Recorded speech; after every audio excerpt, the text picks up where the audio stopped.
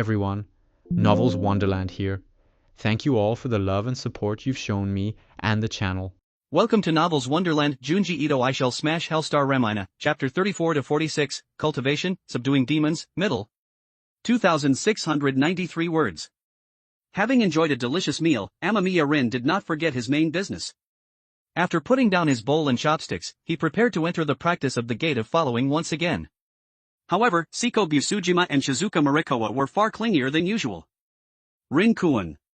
Relax a bit, little Rin. Seiko Busujima hugged Amamiya Rin's arm, her purple eyes rippling with watery light, full of temptation. Shizuka Morikawa's hands also started to get restless, slipping inside Amamiya Rin's trousers, her hot breath spraying against the shell of his ear. Amamiya Rin's body suddenly stiffened. Wait. Shizuka, Seiko, I am currently. Shizuka's hand was cold and dexterous, while Seiko's gaze pulled at his heartstrings. Amamiya Rin tried to push them away, but the strength in his hands unconsciously weakened. In the long dream that had lasted 21 years in the past, their bodies had been his only solace and relaxation. This tactile sensation had become almost an instinctive reaction. Rin-kun is too tense. Cultivation is important, but relaxation is also important. This is called striking a balance between tension and relaxation. Seiko Busujima's soft lips pressed against his face. One of her hands had already deftly undone the buttons of his clothes. Her beautiful long purple hair fell down, the tip sweeping across his skin, bringing waves of ticklish numbness. Yes, little Rin, let us help you. Didn't you like this the most before? Shizuka Morikawa hung onto him like a koala. Relying on instinct, she pressed her most proud assets against Amamiya Rin's arm and side, emitting whimper-like sounds from her mouth like a cat in heat, while one hand continued to fumble clumsily inside his clothes. Wait. Amamiya Rin's breathing became heavy, and his struggling hands gradually turned weak and powerless. Faced with such beauty, the body's reaction was far more honest than the will. A stream of heat gathered in his lower abdomen, and the dam of his reason tottered on the verge of collapse under the impact of desire. Seiko Busujima sensed his resistance weakening. She lifted her eyelids, her eyes were brimming with watery light, carrying a longing that bordered on the bewitching. Amamiya Rin's barely maintained self-control was about to completely crumble under this twofold gentle offensive. Just for a while. A thought popped up uncontrollably. Hadn't the Tomies already left? They had caused a ruckus for so long and then gave up. Maybe he could relax a bit today? After all, one needs to balance work and rest. The taut string needs to be loosened, doesn't it? Cultivation isn't something that needs to be rushed right this moment. As soon as this thought emerged, Amamiya Rin's heart immediately gave a thump, and a strange sense of incongruity rose from within. Given the paranoid nature of Tomi, who never rests until she achieves her goal, would they really give up so easily? This was too abnormal. Amamiya Rin's brows locked together tightly. A profound anxiety caused his desire to subside slightly. His gaze, deliberately moving away from Seiko Busujima's face, caught a glimpse of the wooden sword that had been casually tossed in the corner. That wooden sword was the weapon Seiko cherished, and it was also the kendo she was dedicated to. In an instant, a thought poured over him like cold water. Seiko, although she loved him deeply and was quite proactive between the sheets, was essentially a highly self-disciplined Yamato Nadeshiko. She would absolutely not behave in such an infatuated and impatient manner, like a puppet controlled by desire, when he had clearly stated he wanted to cultivate and while his body was so weak. Is this the malice of the nightmare? Or is it my attachment to self taking form, which I must face while practicing the breath-counting meditation? Amamiya Rin's face turned pale. Wasn't he practicing the white skeleton visualization to break his greedy attachment to the physical body? If he indulged himself in making love with Seiko and Shizuka, what kind of Zen meditation would he be practicing? Looking at the beautiful faces close at hand, Amamiya Rin squeezed his eyes shut, trying to dispel the amorous thoughts in his brain and pull his attention back to his breathing. Inhale, exhale, exhale. Once his chaotic thoughts calmed slightly, Amamiya Rin pushed Seiko Busujima and Shizuka Morikawa away without hesitation. Rin? Little Rin, what's wrong? A trace of astonishment flashed across the faces of the pushed-away Seiko Busujima and Shizuka Morikawa. I am currently learning Zen meditation. I cannot be near women. You should both go back. Amamiya Rin's tone was calm to the point of being nearly cold. He wasn't just speaking with his mouth, he was also driving them with his will. Seiko Busujima, Shizuka Morikawa, and the abbot were all his safety mechanisms. As long as his willpower was strong enough, he could influence their actions. However, Seiko Busujima and Shizuka Morikawa showed absolutely no intention of leaving. Rinkuin, cultivation must also proceed step by step. Do not go against your nature as a human being. Seiko Busujima leaned in a step closer, the watery light flowing in her eyes. Exactly, little Rin. We aren't here to cause trouble, we just want to keep you company. You're all alone here, how could we rest assured leaving you? Shizuka Marikawa also leaned over, entwining herself around his body. This was a big problem.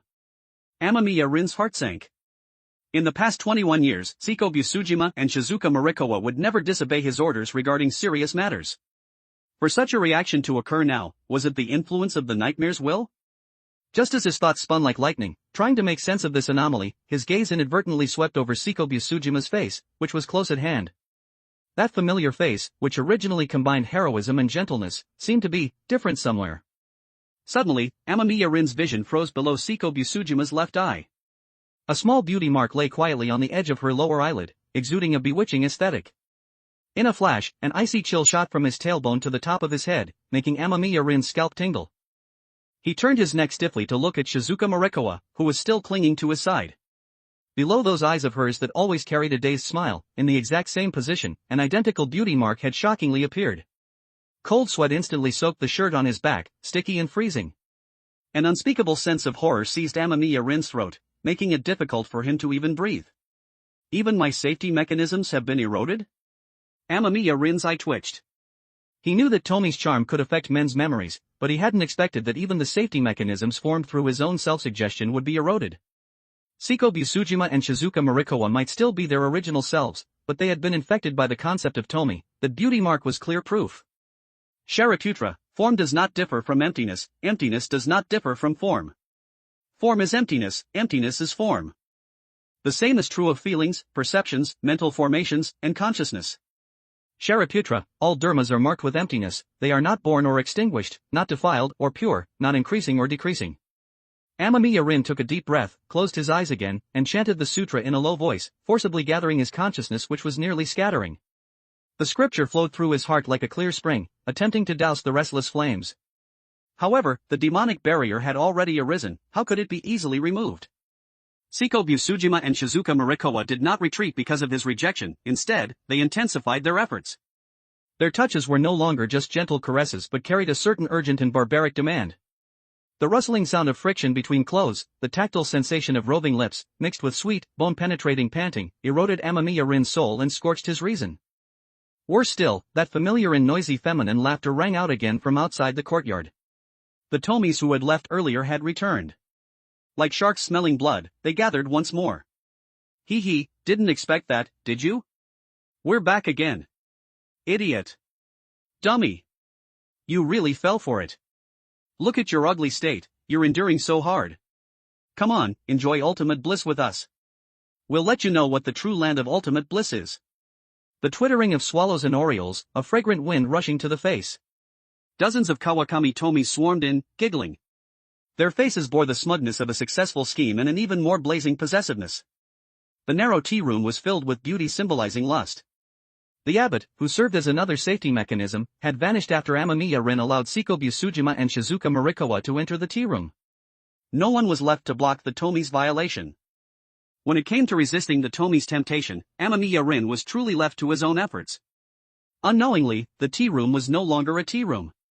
The surrounding scenery began to distort. The walls faded away, turning into hazy gauze curtains. The tatami mats under the futon became soft as a cushion, and the air was filled with an increasingly sweet and warm fragrance. Once Amamiya Rin showed a flaw, the Tomis actually used their collective willpower to change the environment of the dream world. They turned this place of cultivation into a boudoir filled with temptation and depravity. The Tomis surrounded Amamiya Rin in the center. They lightly loosened their silk robes, their graceful figures faintly visible behind the thin gauze. Their eyes were blurred with desire, their jade-like arms stretched out, and their slender hands wound around his body like vines. Identical, stunningly beautiful faces leaned in close, exhaling breath like orchids, licking Amamiya Rin's body. Decadent sounds surrounded him endlessly. Amamiya Rin's vision, hearing, touch, smell, all his senses were drowned by Tomi's aura. Tomi was like the demoness of the desire realm, setting up a demonic barrier here, swearing to disturb the cultivator's zen mind. Amamiya Rin felt a blazing fire rise from his lower abdomen, spreading rapidly throughout his body. His body trembled violently, like a bowstring drawn to its limit. The defense line of his consciousness was already in imminent danger. The thought of giving up hissed at the bottom of his heart like a seductive viper. Rising from his heart was not only lust and possessiveness but also killing intent, an incomparably vigorous killing intent, urging him to kill these witches immediately, to cut them into 1,000 pieces, to crush their bones and scatter their ashes, to brew them into wine, to roast them into meat. No. I cannot sink. Once I yield, I will be damned beyond redemption. These are all illusions, they are demonic barriers. All conditioned phenomena are like a dream, an illusion, a bubble, a shadow, like dew or like a flash of lightning, thus should one view them. Mind and breath rely on each other, deluded thoughts cease of themselves. Amamiya Rin bit the tip of his tongue hard. Sharp pain mixed with the rusty taste of blood exploded in his mouth, bringing a moment of clarity. The various Buddhist principles about calming the mind ape, which the abbot had explained, flashed through his mind like lightning. Mind and breath are both forgotten, entering into dhyana. Break the attachment to the breath as the object of focus, enter the state of one-pointedness of mind. At this time, body and mind vanish, like the great void containing clouds. A flash of insight appeared, like moonlight breaking through dark clouds, illuminating Amamiya Rin's chaotic heart. He looked at Siko Busujima and Shizuka Morikawa, who were clinging greedily to his body. The two women were creations of his subconscious, projections of his sense of security. Yet at this moment, they were eroded by the concept of Tomi, becoming the embodiment of his inner demons. Their beauty, their love, were all phantoms born from his attachment to self. He listened to the endless sounds of temptation from the Tomis. These voices were nothing more than the echoes of his own desire for beauty and greed, magnified and distorted by external demons. The demon is not outside, but inside the heart. The witch is not a physical entity but a manifestation of one's own ignorance and afflictions, it is the attachment to self. Clinging to the breath, clinging to resistance, all of this is attachment to self. He had been trying too hard to resist these demonic barriers, and instead, he had poured all his mental energy into them, effectively reminding himself of their existence and power at every moment. Mind and breath both forgotten, body and mind vanish. Amamiya Rin no longer tried to fight those temptations, nor did he forcibly lock his mind onto his breathing. He relaxed his tense body and let go of the resistance he had been holding onto so tightly, guarding only the last speck of clarity in his spiritual center. However, the temptation did not disappear, instead, because of his non-resistance, the torment doubled. Amamiya Rin felt as if he were being roasted over a raging fire, then plunged into an ice cave to freeze. A tragic tug-of-war unfolded between the greedy attachment of the physical body and the reason of survival. Time passed slowly amidst the suffering. The sun rose and the moon set, the scenery of the temple changed, but the struggle never ceased for a moment. Amamiya Rin's heart, in this endless tempering, was like a rough stone being polished over and over again. At first, there were sharp edges and intense pain. Gradually, the pain remained, but that heart strangely became more enduring. Unknown how much time passed, perhaps months, perhaps years. His breathing, after countless struggles and returns, became long and even. Mind and breath relied on each other, gradually entering a fine state. Amamiya Rin's thoughts no longer flowed with the external environment but settled thoroughly in the unity of observation and breath. When a thought arose, he was aware of it, once aware, it vanished. Deluded thoughts were like floating clouds passing across a clear sky, leaving no trace. Amamiya Rin opened his eyes. His expression was peaceful, and his whole body radiated a tranquil aura, like a stone pagoda in an ancient temple that had weathered wind and rain for 1,000 years, standing silent and unmoving. All conditioned phenomena are like a dream, an illusion, a bubble, a shadow. The clear spirituality flowing from the depths of his spiritual center was like a clear spring washing away dust, like the dawn breaking the morning. In an instant, the sweet and warm fragrance winding around his body vanished without a trace, replaced by the crisp air unique to a mountain morning, carrying the scent of grass and earth. The decadent sounds came to an abrupt halt, as if the Tomis had their throats choked by invisible hands. The distorted, swaying scene of the gauze-curtained boudoir faded rapidly like stains washed away by water, restoring the simple and old original appearance of the tea room. It was as if that bone-eroding, soul-destroying demonic barrier was just an overly realistic hallucination. Only the dozens of Kawakami Tomis remained, surrounding Amamiya Rin. They revealed a moment of astonishment due to the sudden change in the environment. However, seeing that Amamiya Rin had finally opened his eyes, that bit of confusion was immediately replaced by an even stronger desire for conquest. He, finally willing to look at us? Atomi spread her legs and sat on Amamiya Rin's lap, laughing coquettishly. She extended a slender jade finger and gently stroked his cheek. Amamiya Rin's gaze calmly met the eyes of this Tomi. His eyes were like clear deep pools, without the slightest ripple, nor did they dodge or hide. _________. New story, Junji Ito, I shall smash Hellstar Remina. White heavy checkmark, read 40 chapters ahead on every series. White heavy checkmark, unlock supporter-only perks and news. Let's reach these milestones together. Direct hit 100 Power Stones equals plus 1 free chapter for all readers. Rocket 140 members equals plus 5 bonus chapters for all series. Ghost Walnut John on P. Chapter 35, Ascetic Practice, Subduing Demons, Part 2. 1,504 words. Stop pretending, let us enjoy the pleasure to our heart's content. Tomi frivolously lifted Amamiya Rin's chin, leaning down to press her bewitching red lips against his. Tomi's kissing technique was skilled and teasing, prying open Amamiya Rin's teeth in an attempt to ignite his lust. Another Tomi guided Amamiya Rin's palm to cover the voluptuous curves of her own body. She panted slightly, her eyes so enchanting they seemed ready to drip water. Amamiya Rin neither responded to this passionate kiss nor pushed away the restless hand. He simply sat quietly, like a rock in the mountains, allowing them to do as they pleased, as if none of this had anything to do with him. This submissive posture made the eyes of the Tomis twinkle with triumphant light. The smiles on their lips deepened, carrying an arrogance that suggested victory was inevitable. For a moment, the tea room was filled with boundless spring scenery. Jade-like bodies were displayed horizontally, snow-white arms and graceful waists intertwined.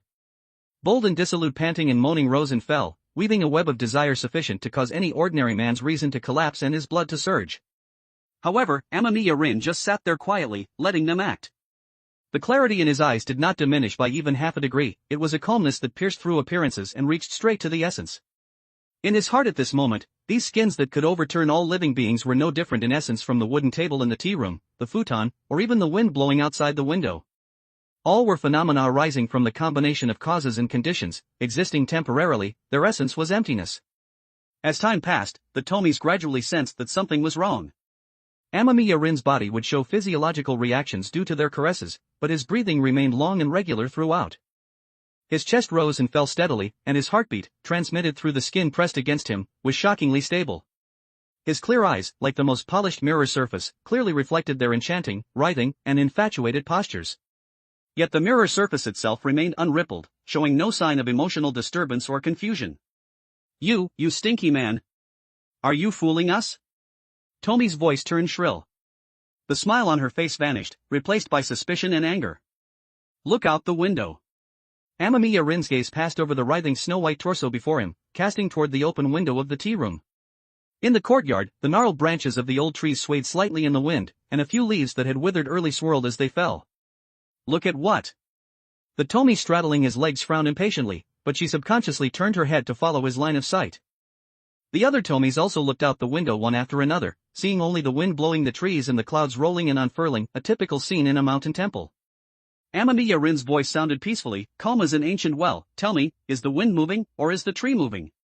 "Of course it's the tree moving. You can't see the wind." Tomi sneered, the corners of her eyes tilting upward slightly. "Wrong, it's the wind moving.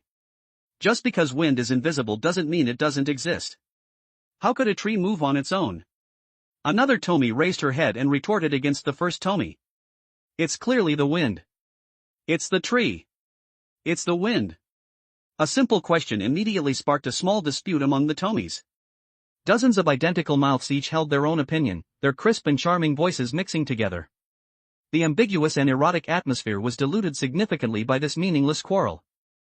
"It is not the wind moving, nor is it the tree moving, it is the mind moving." Amamiya Rin slowly retracted his gaze, letting it fall once again on this face that outshone all flowers yet was written all over with restlessness. He shook his head gently. Whether the wind moves or the banner moves, these are merely the shifting changes of the external environment. It is the delusions of the inner heart that endow them with meaning, triggering greed, anger, ignorance, pride, and doubt. Your temptation, your voices, your bodies, in essence, they are no different from this wind or this tree. If the mind does not move, thoughts do not arise. If thoughts do not arise, the environment causes no disturbance. The surrounding atmosphere stagnated instantly, like a powder keg about to detonate. Amamiya Rin's clear eyes lucidly reflected the faces of the Tomis, which were gradually turning ugly. "Mind moving?" The Tomi straddling his legs repeated the term, her beautiful cheeks twisting slightly with rage. "Stop acting mysterious here. Your body has already reacted, so what kind of high and mighty act are you putting on?" The Tomis ceased their internal strife. Dozens of pairs of eyes stared fixedly at Amamiya Rin in unison, burning with the anger and anxiety of being slighted. Exactly. You talk a pretty game, but your body is quite honest. I'd like to see how long you can keep pretending. The Tomies trembled with rage. Amamiya Rin's current state was more unacceptable to them than any attack or resistance. Living in this world, the one thing they absolutely could not endure was being disregarded by a man. For them, this was the ultimate humiliation. You used these skins to tempt me, just as Mara used the celestial maidens to tempt the Buddha. His fingertips moved slightly, and at some point, he had picked up a half-opened gardenia. The petals were pure white as snow, still holding undried dewdrops, emitting a cool, clear fragrance. You witches, though your forms are correct, your hearts are not. You are merely leather bags filled with blood, what is there to crave? He lowered his eyes and sniffed gently, stating a simple truth. Shut up. Playing tricks. Tomi grabbed a teacup from the low table and smashed it viciously toward Amamiya Rin's face. However, when the teacup was still an inch away from Amamiya Rin's forehead, it became transparent and illusory, like a reflection cast into water. It turned into specks of glimmering light and annihilated into nothingness. At the same time, the surrounding environment quietly changed. The entire scene of the tea room peeled away like a fading oil painting. The mottled walls, the primitive tea set, the futon beneath him, as everything vanished, it was replaced by a scene of tranquil and ancient nature. The tatami beneath his feet was covered by gnarled tree roots. Overhead, there were no longer wooden beams and tiles, but lush, verdant branches and leaves that covered the sky and sun like a canopy, sifting down dappled and multicolored spots of light. An immensely huge Bodhi tree rose from the ground, emanating an aura of tranquility and peace. All conditioned phenomena are elusive and false. If one sees all forms as non-forms, then one sees the Tathagata. Amamiya Rin sat beneath the tree in the Vajra cross-legged position, his hands forming the Dhyana Mudra. His voice carried a strange penetrating power, like the evening drum and morning bell, striking against the pride of the Tomies. And the Tomies surrounding him, in this moment of dreamlike transition, revealed the ugly souls beneath their beauty. Those peerlessly beautiful faces twisted and deformed like melting wax figures. Exquisite features became displaced, pitch-black pupils were swallowed by ghastly whites, leaving only distortion and madness. One Tomi's smooth cheek bulged unnaturally, the skin ruptured, and writhing flesh surged out from within, moving like living creatures, growing rapidly to outline the facial contours of blurred features. A strange sound emitted from another Tomi's shoulder blade as a long, slender arm pierced out, its 5 fingers scratching the air spasmodically like bizarre insect limbs. On the waist of yet another Tomi, flesh and blood tore open vaguely, as if something were about to drill out from within. Beneath that overturned skin and flesh, a head that had already grown pitch-black hair could be faintly seen. Within Amamiya Rin's clear state of mind, all false skins were revealing their true faces. Before his eyes, there were no longer beautiful witches, but only mutating monsters. Glamour and ugliness, completeness and fragmentation, existed upon them simultaneously, composing a hellish picture that blasphemed life. Beneath the Bodhi tree, the breeze blew past, bringing not warm fragrance, but a faint scent of blood and decay. Amamiya Rin placed himself in the center of this group of twisted deformities, his expression remaining peaceful. It was as if this horrifying scene before him, just like the extreme temptation from before, was nothing more than passing clouds and smoke. New story, Junji Ito, I shall smash Hellstar Remina. White heavy checkmark unlock a 40-chapter backlog for all my series. White heavy checkmark receive exclusive content and regular updates. Help us reach these goals. Direct hit 100 Power Stones equals +1 universal bonus chapter. Rocket 140 members equals +5 extra chapters for all stories. Ghost P. Walnut-chan. Chapter 36, The Miraculous Effect of the 6 Wonderful Gates. 2,839 words. Under the Bodhi tree, all was silent. The only sounds were the faint rustling of wind through branches and leaves, and a breathing that was gradually becoming heavy and coarse. Ah! A scream so shrill it broke into a falsetto pierced the dead silence, as if a switch had been flipped. No, it's not like this. This isn't me. Don't look at me with those eyes. The Tomi, straddling Amamiya Rin's legs, loosened the arms wrapped around him. Her hands clawed frantically at her own melting cheeks, her fingertips sinking deep into the soft, greasy, writhing flesh, squeezing out viscous rotten meat. Behaving as if she were about to give birth, Tomi roared hysterically. She turned around, wanting to hide her splitting abdomen, but the muscles on her back suddenly cracked open. More proliferating granulation tissue squeezed out from the fissures along her spine, rustling down like bizarre insect eggs. Panic and rage spread among them like a plague. The Tomis, their faces frantic, let out screams of mental collapse. Their previous posture of charming all living beings was completely gone, the delicate grace of before vanished without a trace. In those pupils now occupied by the whites of their eyes, the reflection was of their own crumbling forms, and of Amamiya Rin's eyes, calm to the point of cruelty. He continued to sit upright, like the heart of the Bodhi tree rooted in the earth.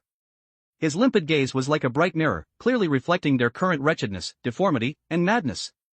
This calm scrutiny was more unbearable to Tomi than any ridicule or angry rebuke. They could accept slaughter, they could accept dismemberment, they could enjoy the extremes of a man's love turning into hate. But the one thing they could not endure was being observed like this by a man they intended to conquer, while in such a hideously ugly state.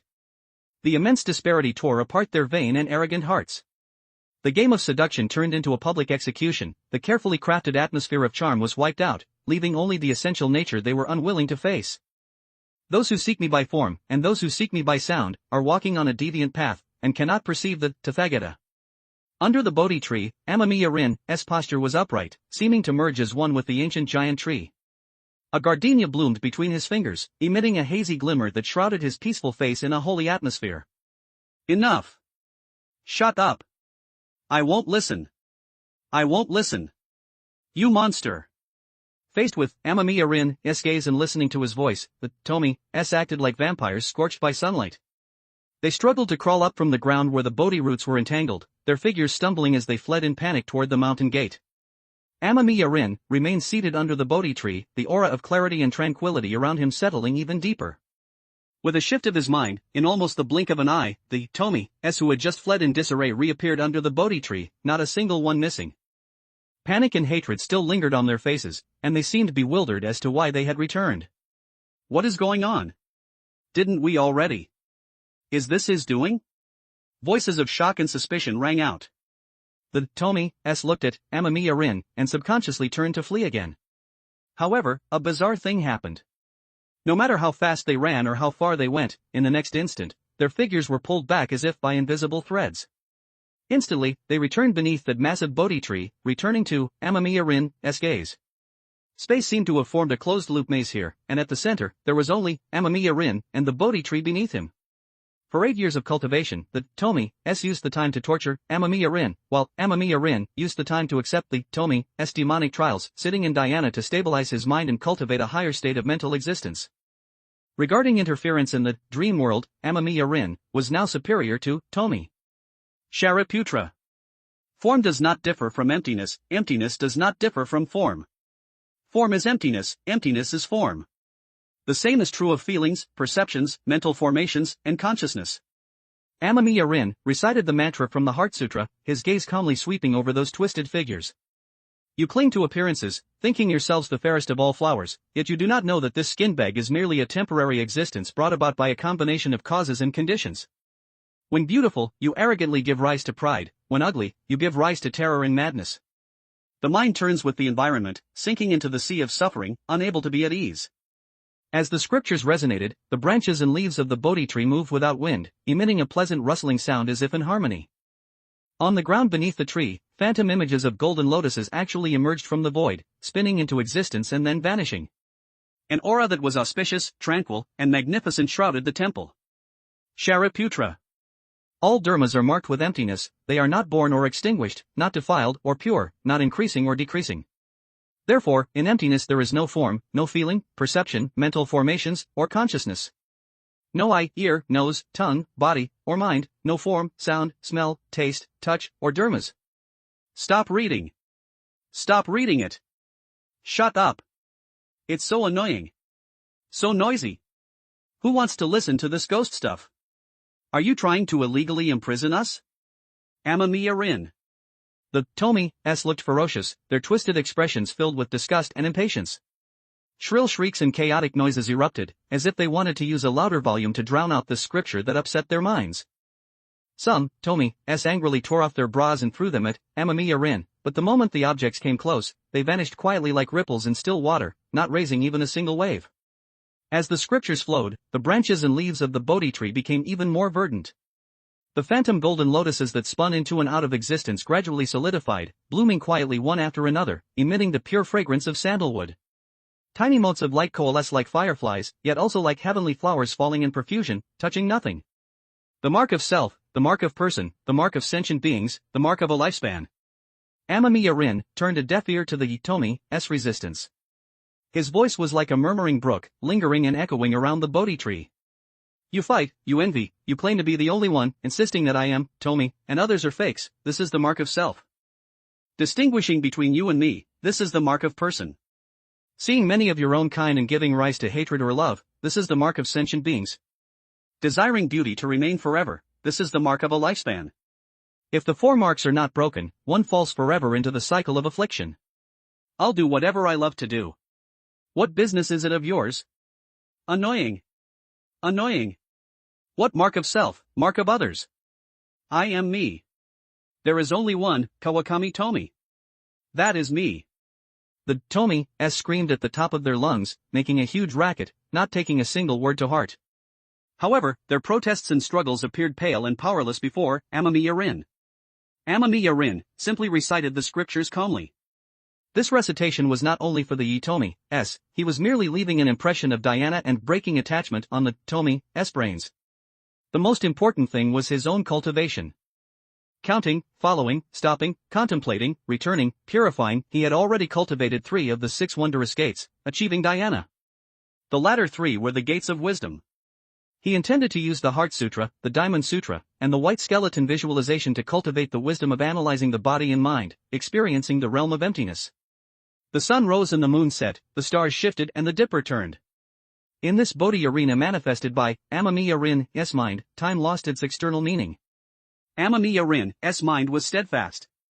He recited and comprehended the essence of the Heart Sutra, the Diamond Sutra, and the White Skeleton visualization again and again. In the blink of an eye, 2 years of time flowed by in a rush. The Bodhi tree remained verdant. Amamiya Rin sat beneath the tree, the aura around him perfect and translucent. As for the dozens of once arrogant Tomi's who originally surrounded him, they were long past their prime. Stop reading. Master, stop reading. My brain is going to break. Forgive us. They looked dispirited one by one, their gazes unfocused. The eyes that once glanced about with brilliance had lost their luster, leaving only deep exhaustion and dazed confusion.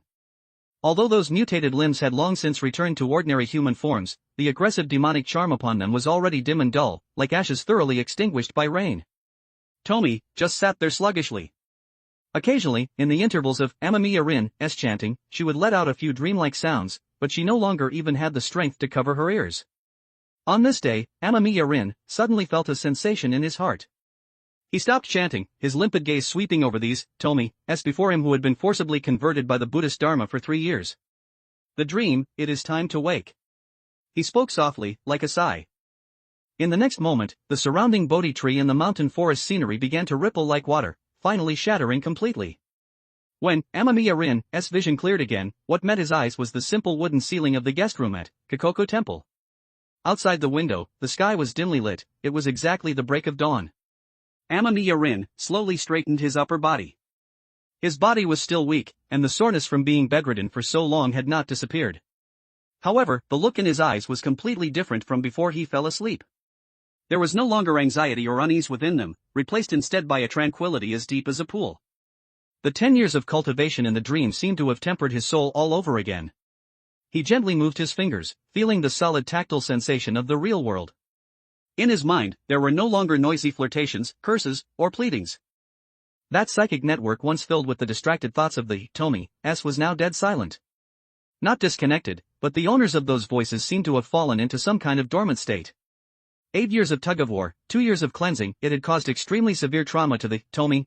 Amamiya Rin propped up his body to sit, held onto the bedboard, and stood up by the bedside. His movements were somewhat smoother than before he slept. It wasn't a recovery of physical strength, but a sensation of reduced stagnation, like a rusty joint being injected with a little lubricant. Amamiya Rin habitually breathed in the manner he had cultivated in the dream for 10 years, this had already become natural. Inhale, deep, long, and steady. The breath sank into the abdomen, driving the diaphragm to descend naturally. Exhale, slow and thorough, expelling all the turbid air from the chest and abdomen. After a dozen cycles, he keenly perceived some changes inside his body. The chest tightness and shortness of breath he usually felt due to long-term bed rest were relieved a lot at this moment. Every inhalation was exceptionally sufficient, as if the lungs were thoroughly opened. When exhaling, the turbid air in the body seemed to be emptied along with it. Moreover, the symptom where he would usually wake up muddled and unable to recall the previous day's events was also greatly alleviated. Not only was he not dizzy, but he also remembered that he had dreamed for 10 years, and that before falling asleep, he was practicing with the abbot of Kikoku Temple. Furthermore, his muscles were still sore and weak, but the palpitations brought about by weakness and overexertion did not strike immediately as they usually did. Even his hands and feet were no longer ice-cold as usual. With the gentle breathing, he felt a faint warmth seeming to permeate his fingertips. Amamiya Rin tried moving his fingers. The movements were relatively slow, but the feeling of disjointedness between consciousness and body was gone. Where the mind directed, the body would move immediately, only moving not so fast because his physical constitution was too poor. Is this the effect of the breathing method? Amamiya Rin muttered to himself, a trace of surprise flashing in his eyes. Although not as exaggerated as ripple breathing or demon slayer breathing, there was indeed a visible effect. Amamiya Rin closed his eyes, counting breath, following breath, stopping breath. In the blink of an eye, within the effort of a few breaths, he entered the state of dhyana. In this tranquility, he began to attempt the gate of contemplation. His mind was like an invisible scanner, moving slowly upward from his feet. Long-term bed rest and weakness had caused muscle atrophy and powerlessness, as well as stagnant blood circulation. He could vaguely sense a distinct feeling of blockage and soreness in his left arm that was an area where meridians were blocked and nerve signals were not transmitting smoothly. At the knee joint, there was a raw friction sensation, like parts lacking lubrication. These perceptions were not visual, nor were they simple tactile sensations. They were a kind of internal vision based on extreme sensitivity to oneself, a subtle connection of the mind to the body after the power of concentration was enhanced. In scientific terms, the somatosensory cortex of the cerebral cortex had been strengthened through entering samadhi. 10 years of dhyana in the dream meant his brain had been active along with it, actually achieving 10 years of evolution overnight. Looking at it this way, the protagonist of Long Dream lived 1,000 years in a night and his body turned to dust. The physical constitution of humans in this world was indeed different from his previous life. Amamiya Rin tried to exert a little force. Under the induction of the gate of contemplation, a soreness fed back from his forearm, as if the muscle fibers were twisting against each other, resisting the command. At the same time, that patch of skin also exuded a lingering chill, incompatible with the warmth of the surrounding tissue. The main obstruction is here. He had a clear judgment in his heart. His concentration was highly focused, activating similar neural circuits in the motor cortex of the brain. Vaguely, Amamiya Rin perceived a command issuing from the brain, passing down along some invisible path, passing the neck, crossing the shoulder, and arriving at the forearm. He repeated this process, his mind continuously focused, strengthening the neural activity of this pathway. A moment later, when he tried again, the forearm's response seemed a bit faster, and the coordination of his 5 fingers also saw a slight improvement. The increase in strength was negligible, but that sense of delay had indeed lessened. Amamiya Rin looked pleased, and he couldn't help but feel gratitude towards Induranko and the abbot of Kikoku Temple. The 6 wondrous gates and the white skeleton visualization, these 2 visualization methods of dhyana, which were not some supernatural cultivation techniques, had helped him beyond his expectations. Relying on the 6 wondrous gates cultivated for 10 years, plus the hospital's rehabilitation training and functional electrical stimulation system, he would be able to throw away the crutch and recover normal mobility in a few days. Next time I enter a dream, I'll try optimizing the breathing method. I don't ask to reach the level of ripple breathing, but at least I'll strive towards the Demon Slayer breathing method. Amamiya Rin muttered to himself optimistically. He leaned on his crutch and walked slowly toward the door. Pushing open the wooden door of the guest room, the slightly cool morning air poured into his lungs, carrying the freshness of the mountain vegetation. Although Amamiya Rin was no longer in the state of dhyana, he felt refreshed and happy, feeling as if he had opened the door to a new world. The road ahead was still difficult. The curse of the Long Dream was unresolved, and various apocalyptic crises and strange urban legends still lurked in the dark. But at least, he had found a path to survival that he could touch. New story, Junji Ito, I shall smash Hellstar Remina. White heavy checkmark jump 40 chapters ahead of the public release. White heavy checkmark get access to special perks and news. Help smash these goals. Direct hit 100 Power Stones equals plus 1 bonus chapter, for everyone. Rocket 140 members equals plus 5 extra chapters, for all stories. Ghost P. Walnut-chan. Chapter 37, Tomi whose true nature is hard to change. 1,413 words. The abbot was leisurely sweeping fallen leaves in the courtyard. Hearing a commotion, he turned his head, his narrowed eyes resting on Amamiya Rin for a moment. Benefactor, have you gained anything? Amamiya Rin, leaning on his crutch, slowly walked to the veranda. He pressed his palms together and bowed to the abbot. A great harvest. I have cultivated 4 of the 6 wonderful gates and attained the state of mindfulness in motion. The so-called mindfulness in motion meant extending the awareness cultivated during sitting meditation into walking, standing, sitting, and lying down, maintaining awareness while performing tasks. Amamiya Rin could now maintain, Diana, for 30 minutes in a daily, non-meditative state. The gate of contemplation? Mindfulness in motion? The abbot's eyes widened, and he asked in astonishment, overnight? The abbot had been cultivating for over 50 years and had long since reached the higher realm of daily life, Diana. Even so, hearing that Amamiya Rin had mastered the gate of contemplation in a single night, his mind inevitably swayed with shock. Exactly. Thank you, abbot. The breathing methods and the gate of contemplation have been of great help to me. Amamiya Rin looked sincere as he thanked the abbot once again. The Sutra on the Secret Essential Methods of Dhyana, the Diamond Sutra, the Heart Sutra, and the 6 Wonderful Gates are all common Buddhist scriptures. Any monk in a legitimate temple, as long as they aren't just idling their days away, could probably teach you. That you have gained so much is due to your own karmic affinity and perseverance. This old monk has done nothing special and truly cannot accept your repeated thanks. The abbot shook his head and leaned his broom against a nearby pillar.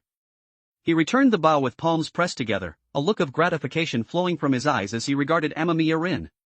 I only wish that you hold this pure heart and walk in the world. When seeing suffering, give rise to compassion. When meeting those who have lost their way, lend a helping hand. The Buddha's Dharma is vast, it saves others as it saves oneself. The suffering in this world is deep and heavy. If one lamp can light another, until 10,000 lamps are all bright, that is boundless merit. I have taken the Master's teachings to heart. As the old saying goes, if poor, attend to one's own virtue in solitude, if advanced in dignity, make the whole world virtuous. If I have the ability and see others in distress, I will not stand idly by. Amamiya Rin listened quietly, bowed slightly, and spoke with sincerity. Since transmigrating here less than 2 weeks ago, he had truly received a lot of help. Dr. Kuroda's long dream substance, although somewhat life-threatening, had indeed helped his body escape its vegetative state. Professor Matsuura helped him learn hypnosis and master his own dream world. Indu Renko introduced him to Kikoku Temple. The abbot helped him cultivate the Dhyana method of the 6 Wonderful Gates. Although the world of Junji Ito was a universe shrouded in darkness, that single point of light that always resisted the dark ensured that Amamiya Rin met no shortage of good people in this world filled with bizarre horrors.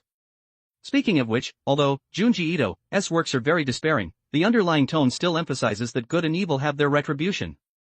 Why not repay others with kindness? Asterisk. Ugh, disgusting. The morning sun slanted into a luxurious apartment, refracting faint spots of light on the dusty crystal chandelier. Tomi lay paralyzed and askew on the genuine leather sofa, clutching a bottle of expensive red wine in her hand. Wine stains soaked the carpet like an ugly scar, and the air was thick with the heavy smell of alcohol. Damn Amamiya Rin. Damn his noisy sutras. She shook her head vigorously, as if trying to fling the scriptures lingering in her brain out. A nightmare, lasting 10 years, involving 2 years of mandatory sermonizing, it was more torturous than dismembering her. She had been awake for over 2 hours, and her muddled brain had returned to normal, yet Amamiya Rin's voice seemed to still linger by her ears, making her exceptionally irritable. Synchronously, the more than 30 other Tomi's also finally shook off the aftereffects of the nightmare. Vanity, arrogance, self-centeredness, their ugly nature was restored to its original state in the blink of an eye. It seemed Amamiya Rin's 2 years of preaching had absolutely no effect on these women. Scattered in various places, the consciousnesses of the Tomi's became active again through that invisible network. 10 years. Do you know how I spent those 10 years? Chanting, chanting, chanting. My ears are getting calluses. It's all because of you fakes. If not for you, how would I have gotten dragged into this bad luck? Who are you calling a fake? I'll kill you. Enough. The most important thing now is settling the score with that man. Don't fight among yourselves. We absolutely cannot let this slide. And if we don't let it slide, what can we do? Do you have a way to deal with him? I'll go find another man to test my charm first. My charm is definitely fine. I just winked at a store clerk, and he paid out of his own pocket to buy me a designer bag. I have a pretty decent man over here. He's about to get married. I'm going to break up this engaged couple now. Family, am I doing the right thing? Well done. You're doing great. Hee hee hee. The afternoon sun shone warmly through the paper sliding doors, illuminating the Japanese-style room. The tatami mats emitted the faint scent of straw, mixed with the light aroma of camphor wood and tea, a scene of simple, classical elegance. Tomi sat listlessly on the tatami. Her fingers pinched a piece of exquisite yokan, and she slowly delivered it into her mouth. The cloyingly sweet taste melted on the tip of her tongue, but it did nothing to dispel the annoyance in her heart. Beside her, a middle-aged man nearing 40 was spitting flying saliva as he boasted about his recent business ventures. Tomi wasn't listening at all, her gaze swept lazily over the man and woman sitting opposite them. The man directly across was about 20 years old, wearing a plain linen shirt. His brows and eyes were clean and gentle, his nose bridged straight. He was indeed quite handsome, the type that would make ordinary girls blush and their hearts race. The woman kneeling beside him kept her eyes lowered. Her short black hair made her face appear even paler. Her features were somewhat delicate, but her eyes were lifeless, lacking any luster. According to Tomi's assessment, she was an ugly woman. Seeming to notice that no one cared how much money he made, the middle-aged man finally changed the subject. By the way, Toshiyuki, you're getting married soon too. Yes, uncle. The wedding for Hinako and me is set for half a month from now. The young man smiled. His gaze, full of love, fell gently on the young girl beside him, his tone carrying obvious joy. The girl's fingers curled slightly, but she did not pull away. Congratulations, Miss Hinako. You will be the mistress of the Tsuneyoshi household in the future. This is a good fortune that many women couldn't envy even if they tried. The middle-aged man laughed heartily, looking at the girl named Hinako with a gaze of slight contempt. The girl's spirits were low. She simply gave a generic MHM. Her fingers unconsciously picked at the edge of the tatami mat, as if she felt stifled by her current situation. I'm the one who should be congratulated. The youth called Toshiyuki took over the conversation, his smile warm. He naturally took the slightly cool hand of the girl beside him, closing his fingers to wrap her hand in his palm. I have been working hard all this time just to be together with Hinako again, to become husband and wife with Hinako. That Hinako accepted my proposal, that is my good fortune. New story, Damachi, but I am a god, time to make a family. White heavy checkmark jump 40 chapters ahead of the public release. White heavy checkmark get access to special perks and news. Help smash these goals. Direct hit 100 power stones equals plus 1 bonus chapter, for everyone. Rocket 140 members equals plus 5 extra chapters, for all stories. Ghost P. Walnut-chan. Chapter 38, The Power of the Mind. 1,480 words. Yes, it is a stroke of luck for you as a couple. The middle-aged man laughed it off, touching his nose with a hint of boredom. His gaze drifted to Tomi beside him, seemingly expecting her to say something to liven up the atmosphere. Tomi's red lips curved into a subtle arc. She dragged out her tone, her voice languid and carrying a touch of careless playfulness. Half a month later, huh? Toshiyuki-kun is so young, yet he is about to step into the grave of marriage? What a pity. Toshiyuki frowned slightly and looked at Tomi. His eyes remained gentle, but they now held a clear sense of distance and dissatisfaction. Miss Tomi, you must be joking. Marrying Hinako is, for me, opening the door to happiness. The smile on Tomi's face faded slightly, and a trace of displeasure floated up in her heart. Since the birth of this specific individual, Kawakami Tomi, whenever she displayed her charm, almost no man could remain indifferent to her. Amamiya Rin, that stinky monk, was one thing, but this man before her actually ignored her charm and openly professed his love to an ugly woman? Tomi lifted the teacup before her fingertips gently caressing the warm wall of the cup. Her gaze shifted between Toshiyuki and Hinako, and she suddenly let out a light chuckle, her tone innocent yet carrying a hint of cruelty. Although, Toshiyuki-kun says that, Miss Hinako, looks like she hasn't fully prepared yet. Toshiyuki-kun, are you sure Miss Hinako genuinely wants to marry, and isn't just unable to refuse you because of family arrangements? Tomi's words were as blunt as they could possibly be, like a sharp needle piercing into the originally peaceful atmosphere. The smile on the middle-aged man's face froze, and he looked at Toshiyuki with some awkwardness. Toshiyuki's brows furrowed slightly. The hand holding Hinako's tightened. His tone remained gentle, but it now carried a distinct chill. Hinako is just nervous, that is all. She still has half a month to adapt. Hinako raised her head and looked at Toshiyuki. Her expression was complex, her lips moved, but in the end, she said nothing. Tomi took in Hinako's entire reaction. The smile on her red lips deepened, carrying unmasked malice. Oh my, I was just showing some concern. After all, marriage is a major life event. If Miss Hinako is unwilling in her heart, wouldn't that be pitiful? Miss Tomi. Toshiyuki's voice rose a notch. He released Hinako's hand and instead wrapped his arm around her shoulders, protecting her slightly trembling body. He looked at Tomi with a sharp gaze. Please watch your words. Hinako and I are childhood sweethearts.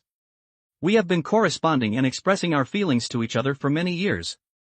I know her heart better than anyone. We do not need an outsider to make presumptuous speculations. Sorry, I didn't mean any harm. Tomi pressed her palms together and stuck out her tongue playfully. With her demonic countenance and eyes like silk, no one could bear to accuse such a beauty. However, Tomi could confuse others, but she could not confuse the other members of the Tomi network. Asterisk. Kikoku Temple, inside the Zen room. The blue smoke of incense rose straight up, and the air was permeated with an aura of tranquility. Amamiya Rin and the abbot sat facing each other across a tea table. Abbot, does this world possess any methods for exorcising evil and subduing demons? Amamiya Rin put down the teacup in his hand and asked the abbot, with a sincere expression. The abbot spoke slowly, Benefactor, you cultivate the Buddha's Dharma, but do you believe in gods and Buddhas in your heart? Amamiya Rin answered candidly, rather than worshipping the Buddha, I believe more in the principles elucidated by the Buddhist Dharma itself. The Buddhist Dharma is logic/truth, gods and Buddhas are faith. Even the Buddha himself did not believe in blind worship and told everyone not to believe blindly either. Not believing in specific gods or Buddhas, but believing in the true meaning of the Dharma, this is also a form of believing in the Buddha. It is just that what you believe in may be the Buddha as understood within your own heart. The abbot nodded slightly. His fingers moved the prayer beads at a leisurely pace, and there was no anger on his face.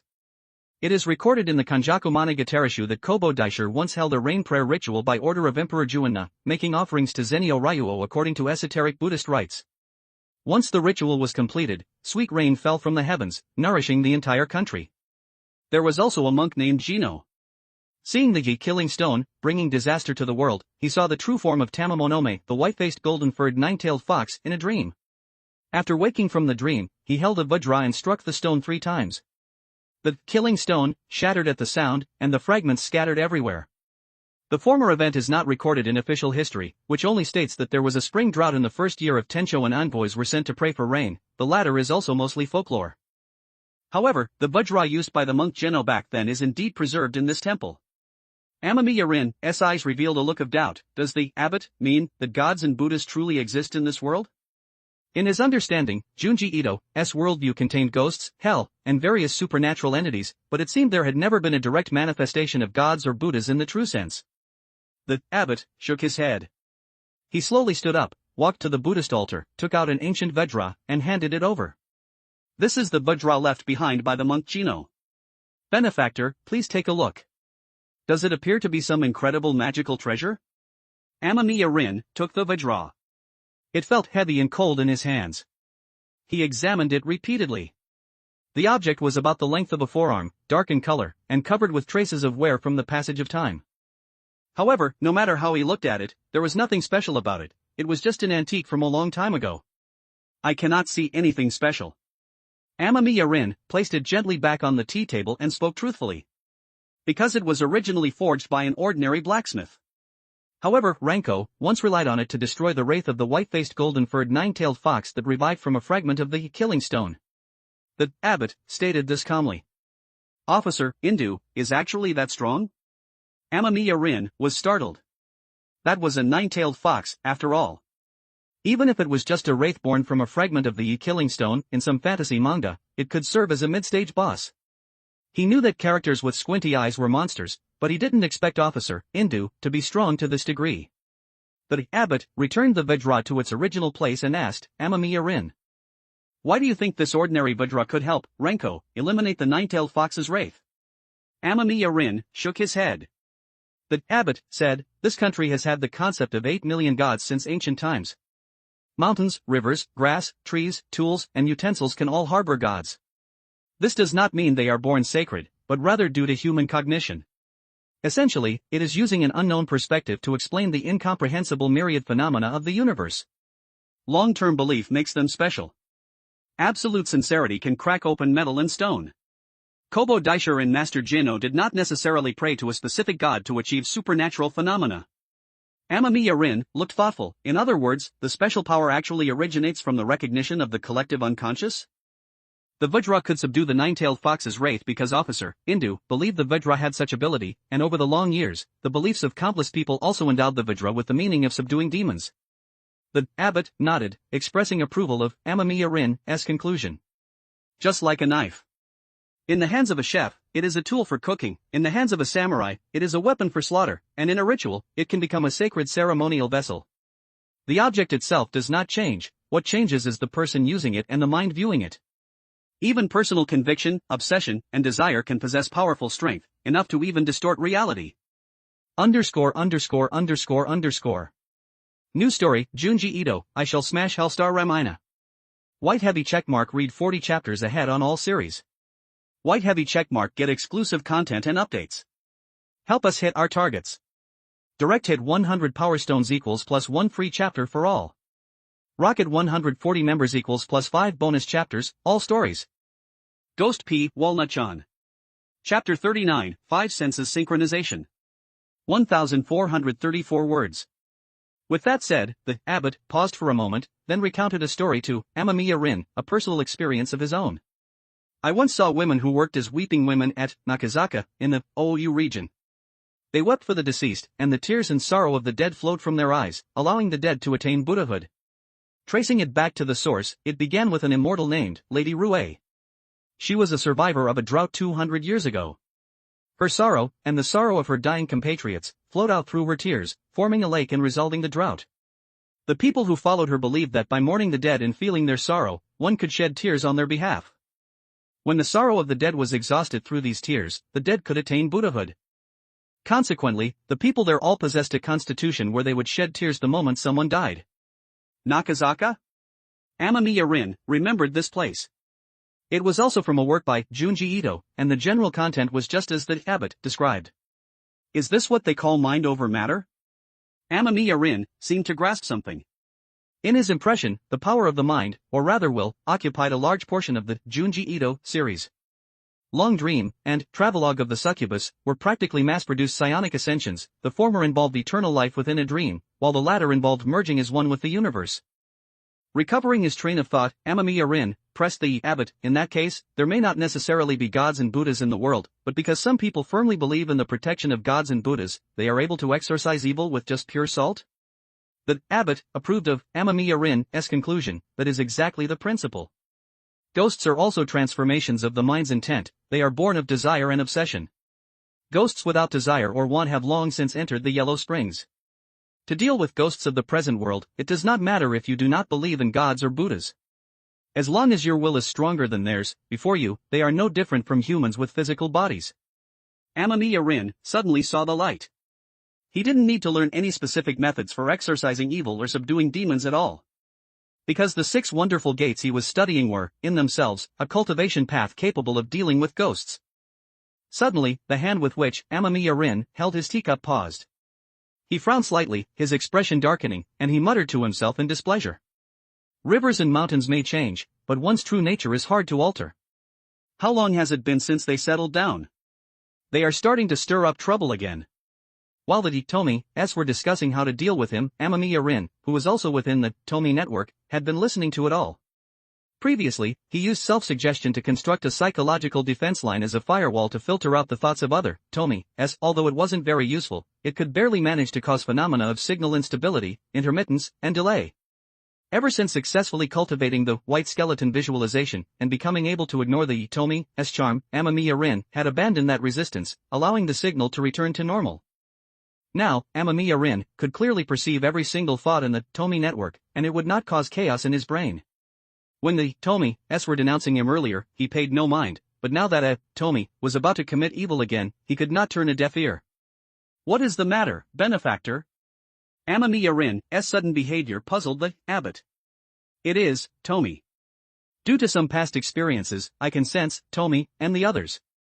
There is a Tomi planning to ruin the wedding of an engaged couple. Amamiya Rin pointed to his own temple, but did not reveal the situation fully. What does the benefactor intend to do? The abbot did not ask why Amamiya Rin could sense Tomi, only asking about Amamiya Rin's intentions. Stop her, of course. I have the ability. Amamiya Rin said without hesitation. Since he was immune to Tomi's charm and connected to Tomi's brain, there was no reason for him to let Tomi act wildly. Furthermore, he didn't want to experience the physical sensations of Tomi going to bed with someone else. I intend to bring all the Tomi's under control first. Amamiya Rin currently had a vague idea, though it wasn't quite mature yet. The abbot said with gratification, the Abhidhamsaka Sutra says, do not seek comfort for oneself, but wish for all beings to be free from suffering. That the benefactor has given rise to this, bodhicitta, is excellent, excellent. I'm not that great. I'm just doing some things that benefit both myself and others. Amamiya Rin gave a carefree smile, then closed his eyes, immersing his mind into that Tomi network, interwoven with over 30 consciousnesses. In an instant, all kinds of chaotic thoughts and extreme emotions flooded into his mind. Arrogance, boredom, hatred, calculation, intense malice directed at him seemed to be born directly from the depths of his own heart. If he had not already cultivated the gate of contemplation, achieving the state of observing the body as impure and feelings as empty, thereby breaking the attachment to form and sensation, his ordinary state of dhyana would have long been destroyed by these evil thoughts born from the heart. Amamiya Rin acted like he was tuning a radio channel, ignoring those meaningless noises, and soon locked onto a single consciousness, the Tomi, who was currently a guest at Toshiyuki's home. Amamiya Rin's will penetrated deep, and through the neural network, he gradually synchronized his 5 senses. As if plugged into some biological interface, his senses were instantly dragged into another scene. First came the sense of smell, the elegant scent of high-grade incense mixed with the straw smell of tatami mats. Next was vision. He saw himself, Tomi, was sitting cross-legged and languidly on a soft cushion, her gaze sweeping carelessly across the man and woman opposite her. Hearing also became clear. The noisy boasting of a middle-aged man sounded like background noise. Amamiya Rin could physically feel the slight vibration of Tomi's chest cavity, and could even feel the appropriate warmth of the room through Tomi's skin, the tactile sensation of the cushion beneath her, as well as Tomi's current thoughts. At this moment, Tomi's voice rang clearly in Amamiya Rin's ear. Oh my, I was just showing some concern. After all, marriage is a major life event. If Miss Hinako is unwilling in her heart, wouldn't that be pitiful? What typical green tea drivel. Amamiya Rin carefully observed the appearance of the man sitting opposite. He was indeed a handsome guy, not much worse than himself. No wonder Tomi was so patient. Inside the Japanese-style room, Tomi was preparing to say more words to sow discord, the malicious smile at the corner of her mouth already rising. And it was at this moment that Amamiya Rin's voice rang out perfectly within the depths of her mind, as clear as a whisper. That's enough, Tomi. Tomi's smile instantly froze on her face. The hand preparing to lift the teacup also stopped in midair, a trace of shock and suspicion flashing through her eyes. Miss Tomi, what is wrong? The middle-aged man noticed her strangeness and asked with concern. Toshiyuki and Hinako also looked at her in confusion. Tomi quickly suppressed the shock in her heart and forced a perfunctory smile. It's nothing, just a sudden bit of dizziness. She lowered her head, concealing the anger and horror surging in her eyes. Amamiya Rin? What do you want? Tomi shouted in her heart. I don't want anything, I just want to stop you from acting wildly. Now, immediately, right away, you are not allowed to ruin other people's marriages anymore. Otherwise. Amamiya Rin's voice resounded again, carrying an unquestionable will. Ha! Are you joking? Do you think I'll listen to you? Stop saying such boring and utterly stupid things. The corners of Tomi's mouth twisted, revealing a look of spite, and she spoke viciously within the Tomi network. New story, Junji Ito, I shall smash Hellstar Remina. White heavy checkmark, read 40 chapters ahead on all series. White heavy checkmark, get exclusive content and updates. Help us hit our targets. Direct hit 100 Power Stones equals plus 1 free chapter for all. Rocket 140 members equals plus 5 bonus chapters, all stories. Ghost P. Walnut-chan. Chapter 40, Synchronized Mindset. 1,360 words. 2 years' time couldn't purify your evil thoughts, huh? Amamiya Rin sighed deeply. Evil? So what? I like it. I'm only happy when I see others unhappy. Just you wait, I'm not only going to ruin this marriage, I'm going to make that man named Toshiyuki strangle that ugly woman with his own hands, and then kneel and beg me to be his girlfriend. Kawakami Tomi sneered, emitting an unusually vicious curse within the Tomi network. Understood.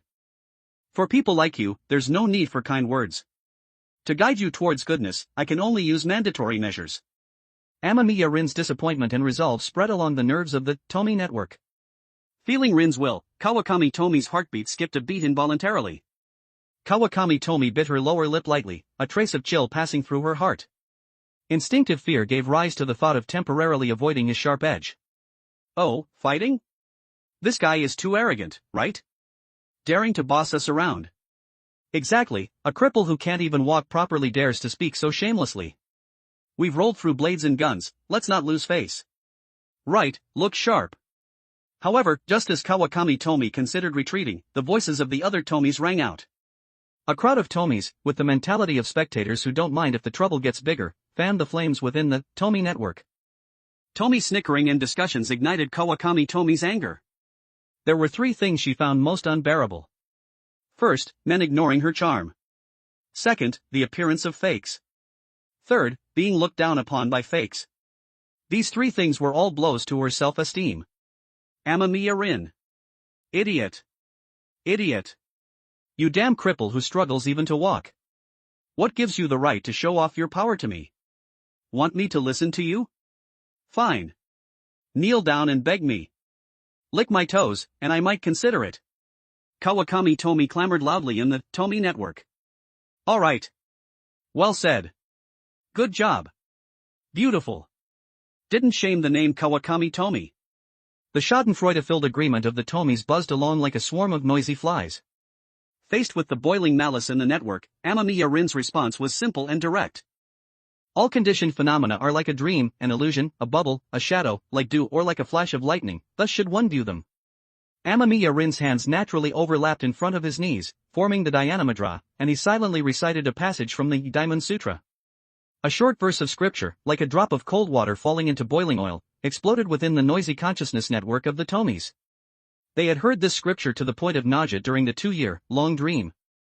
They almost subconsciously recalled the meaning of the verse, reflexively feeling an instinctive irritation. So annoying. Chanting again. Shut up. Who wants to hear this? The Tomi network was instantly filled with the Tomi's shrill resistance and curses, attempting to use noise to drown out the chanting that made them so restless. At the same time, Amamiya Rin had already entered a deeper level of dhyana. Inhale, exhale. His breathing was extremely long and continuous. Every inhalation seemed to take in the purity of heaven and earth, and every exhalation seemed to expel the turbidity within his body. Gradually, his breathing harmonized with the chirping of birds outside the window and resonated with the undulations of the distant mountain forest. In just a few breaths, the external noise and internal disturbances quietly vanished, and the lake of Amamiya Rin's heart gradually became clear. With thoughts turned inward and no waves rising, it was like an ancient well or a deep pool, reflecting all things yet remaining unmoved. Mind and breath ceased together, he entered the gate of stopping of dhyana. Inside the tea room, Kawakami Tomi's breath suddenly hitched. She unconsciously took a deep breath. This breath was drawn so deep and long that it completely violated her normal breathing habits. Immediately after, her exhalation became unusually slow, as if her body was self-regulating to a frequency unfamiliar to her. It was not just her. The other Tomis scattered throughout the city, whether shopping, enjoying men's flattery, or plotting how to trouble Amamiya Rin, all experienced the change at the same moment. They involuntarily slowed their movements and stopped their words. The noisy inner world was forcibly pressed with a mute button. Breathing changed, heartbeats changed. A kind of disgusting tranquility quietly rose from their hearts along with these changes. The restlessness and malice that always existed in their brains also became blurred and distant. A near-inert calm temporarily shrouded the Tomi network, which was usually filled with constant clamor. Regulating the mind through the gate of stopping, settling the thoughts. Amamiya Rin naturally transitioned from the gate of stopping to the gate of contemplation. He observed the slight coolness in the nasal cavity upon inhaling the air, and the slight warmth brought upon exhaling. He observed this breath naturally arising, staying, changing, and vanishing. Like waves rushing in and receding, no two moments were the same, and no substantial entity could be grasped. He clearly observed the atrophy of his muscles, perceived the weakness of those tissues, and the subtle resistance as blood flowed through. He observed this body as nothing more than a temporary aggregation of the four elements earth, water, fire, and wind, not constant or unchanging. Ultimately fragile and perishable, it followed the law of formation, existence, destruction, and emptiness. He observed the breathing of the Tomi's breaths that were rapid, languid, or carrying emotional fluctuations. He made no distinctions, judged no good or bad, but simply truthfully illuminated the impermanent process of their arising, staying, changing, and dissipating. He clearly illuminated these bodies they regarded as treasures, seeing the 9 stages of decay from birth to death, skin ulcerating, pus and blood flowing out, internal organs rotting and breeding worms, and finally the flesh being devoured by swarms of maggots until only white bones remained, and the white bones turned to ash. He observed their physical sensations, the tactile feelings of different Tomis sitting, standing, or walking, as well as that deep greed rooted in the depths of every body for these beautiful skins. He observed their thoughts. Those emotions of arrogance, hatred, calculation, and boredom were like foam on the water's surface, constantly arising and bursting. He gave rise to no annoyance, nor did he generate rejection. He simply watched the arising and passing of these thoughts calmly, discerning their illusory and restless nature. This state of mind, observing the impermanence and impurity of breath, body, and thought, mapped onto the depths of every Tomi's consciousness along the veins of the Tomi network. For the Tomis, it was an incomprehensible sobriety, a perspective they had never held before. Kawakami Tomi watched how her vicious thoughts burst like floating foam. She looked at the blood, muscles, joints, body fluids, fat, stomach, intestines within her shell, things temporarily combined of flesh and bone. If one analyzed the interior, how much difference was there from ordinary men and women? Tomi wanted to scream, wanted to struggle, wanted to use more intense emotions to cover up this uncomfortable truth. But she found that even this impulse to resist and the feeling of anger revealed their nature of illusory arising and ceasing under that omnipresent observation, and subsequently dissipated. In this moment, every Tomi was forced to synchronize with Amamiya Rin's body and spirit, experiencing the reality of peeling away layers of self-attachment to reveal impermanence and emptiness. Kawakami Tomi looked at her fair, slender fingers. For the first time, she felt a sense of strangeness, yet it was also incomparably familiar. Because within the realm of observation, they could not escape facing their own physical and mental states directly, facing the Yi-5 aggregates that constituted their existence and flowed impermanently. New story, Junji Ito, I shall smash Hellstar Remina. White heavy checkmark, read up to 40 chapters in advance, all stories. White heavy checkmark, access exclusive posts and updates first. Let's achieve our community goals. Direct hit 100 Power Stones equals plus 1 extra chapter for everybody. Rocket 140 members equals plus 5 additional chapters on all stories. Ghost P. Walnut-chan. Chapter 41, The Ingenious Use of the Cursed Combination. 1,401 words. For Amamiya Rin, he obtained an even more novel experience. Through the Tomi network, and via the gate of contemplation state, he felt his body and mind merge with the Tomis as one. This was the original nature of the sacred Kala. The consciousnesses of people connected by the sacred Kala would melt into a single entity, with no distinction between one another, as if they were one person. However, Amamiya Rin had been resisting the sacred Kala from the start, and the Tomis denied the existence of other Tomis from the bottom of their hearts, to the point that the sacred Kala turned into the Tomi network, losing its original meaning. Only now, with Amamiya Rin maintaining a heart of Diana, observing the state, breaking attachments, and leaving delusions behind, was an alternative form of one mind achieved. He even felt the tremors of the Tomi network. The neural wires connecting the cranial nerves of over 30 people seemed to generate a rhythmic pulsation in time with his breathing. With every inhalation and exhalation, those neural wires spread throughout various locations seemed to expand and contract along with him, as if they possessed life. However, given the nature of nerves, this seemed to be a normal phenomenon. Nerves can dominate breathing rhythm and control respiratory muscles. But the reverse is also true. Breathing can directly affect nerve cell function by regulating carbon dioxide concentration. Changes in respiratory rhythm can regulate the balance between neurotransmitters and the autonomic nervous system. Through the connection between body and mind, emotional experiences are influenced, and emotions, in turn, shape the activity patterns of the nervous system. Amamiya Rin could feel the energy transmitted from the Tomi network. The shared breathing method was increasing blood oxygen levels, providing more sufficient energy for neurons, and making the transmission of neural signals more efficient. By observing himself, Amamiya Rin could accurately judge that his reaction speed and thinking speed had indeed increased several times over. If that is the case. Amamiya Rin opened his eyes, looking thoughtful. He vaguely felt a premonition. It was not just the synchronization of state of mind, memory, consciousness, 5 senses, and breathing. The Tomi network might be able to cause even more substantial effects. Asterisk. Inside the Japanese-style room, the middle-aged man looked at Tomi, who had suddenly fallen silent with eyes that seemed somewhat vacant, and called out in confusion, "Miss, Tomi?" Tomi snapped back to reality, only to find that the drive she had just moments ago, the determination to not stop until she reached her goal, had completely leaked away. She looked at Toshiyuki and Hinako, whose hands were tightly clasped opposite her, and felt only a wave of dullness. TSK. She clicked her tongue impatiently and stood up lazily. "I'm suddenly not in the mood today. I'm leaving first." After speaking, ignoring the middle-aged man's astonishment, she proceeded to put on her shoes and left without looking back. "Miss, Tomi." The middle-aged man hurriedly chased after her.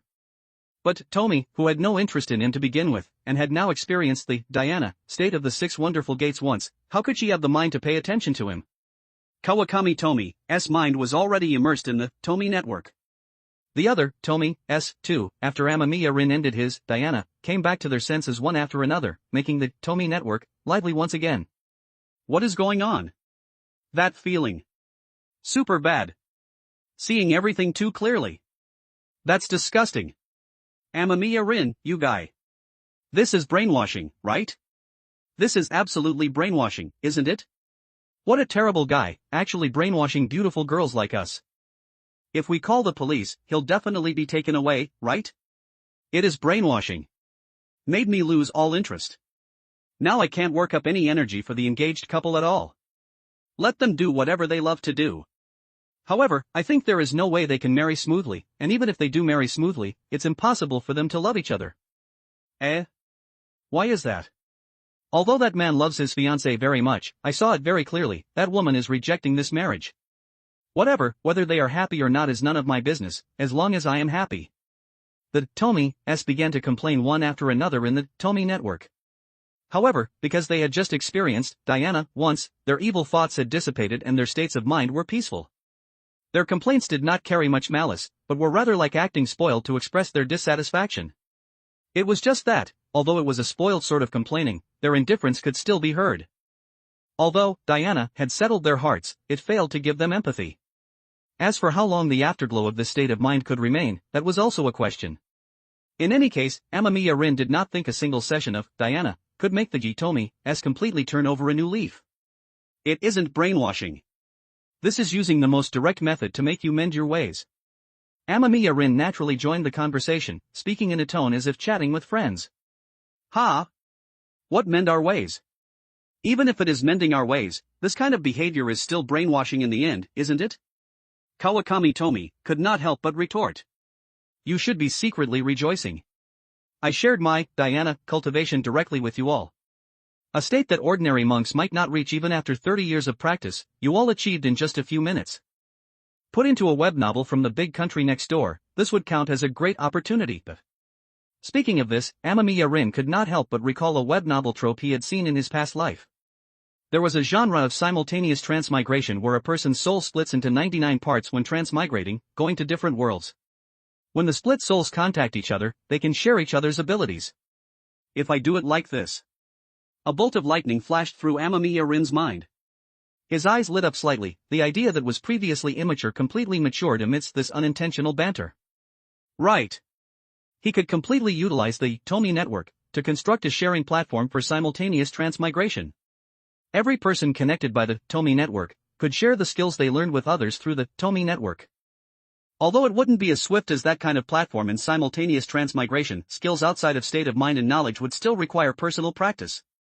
However, wasn't the lengthy, long dream exactly a practice ground just like the hyperbolic time chamber? It was just that unlike the hyperbolic time chamber which could improve physical strength, this could only bring out memory and experience. Come to think of it, he had already experienced a similar situation. His predecessor's memories, experiences, and skills manifested in the dream and the image of Shikobu Sujima, allowing him to learn basic kendo. This could also be counted as his predecessor unilaterally sharing his abilities with him. What are you thinking about? Kawakami Tomi only half understood Amamiya Rin's thoughts and asked somewhat impatiently. I am thinking, study hard and make progress every day. Also, it seems that things like curses are not completely unsolvable. Amamiya Rin deeply understood that sentence that Abbott had said earlier.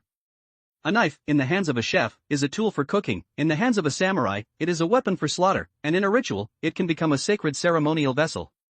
Curses seem to be the same, depending on the usage, they become beneficial or harmful. Tomi, Sacred Kala, and Long Dream, as individual entities, each one counts as an unsolvable type.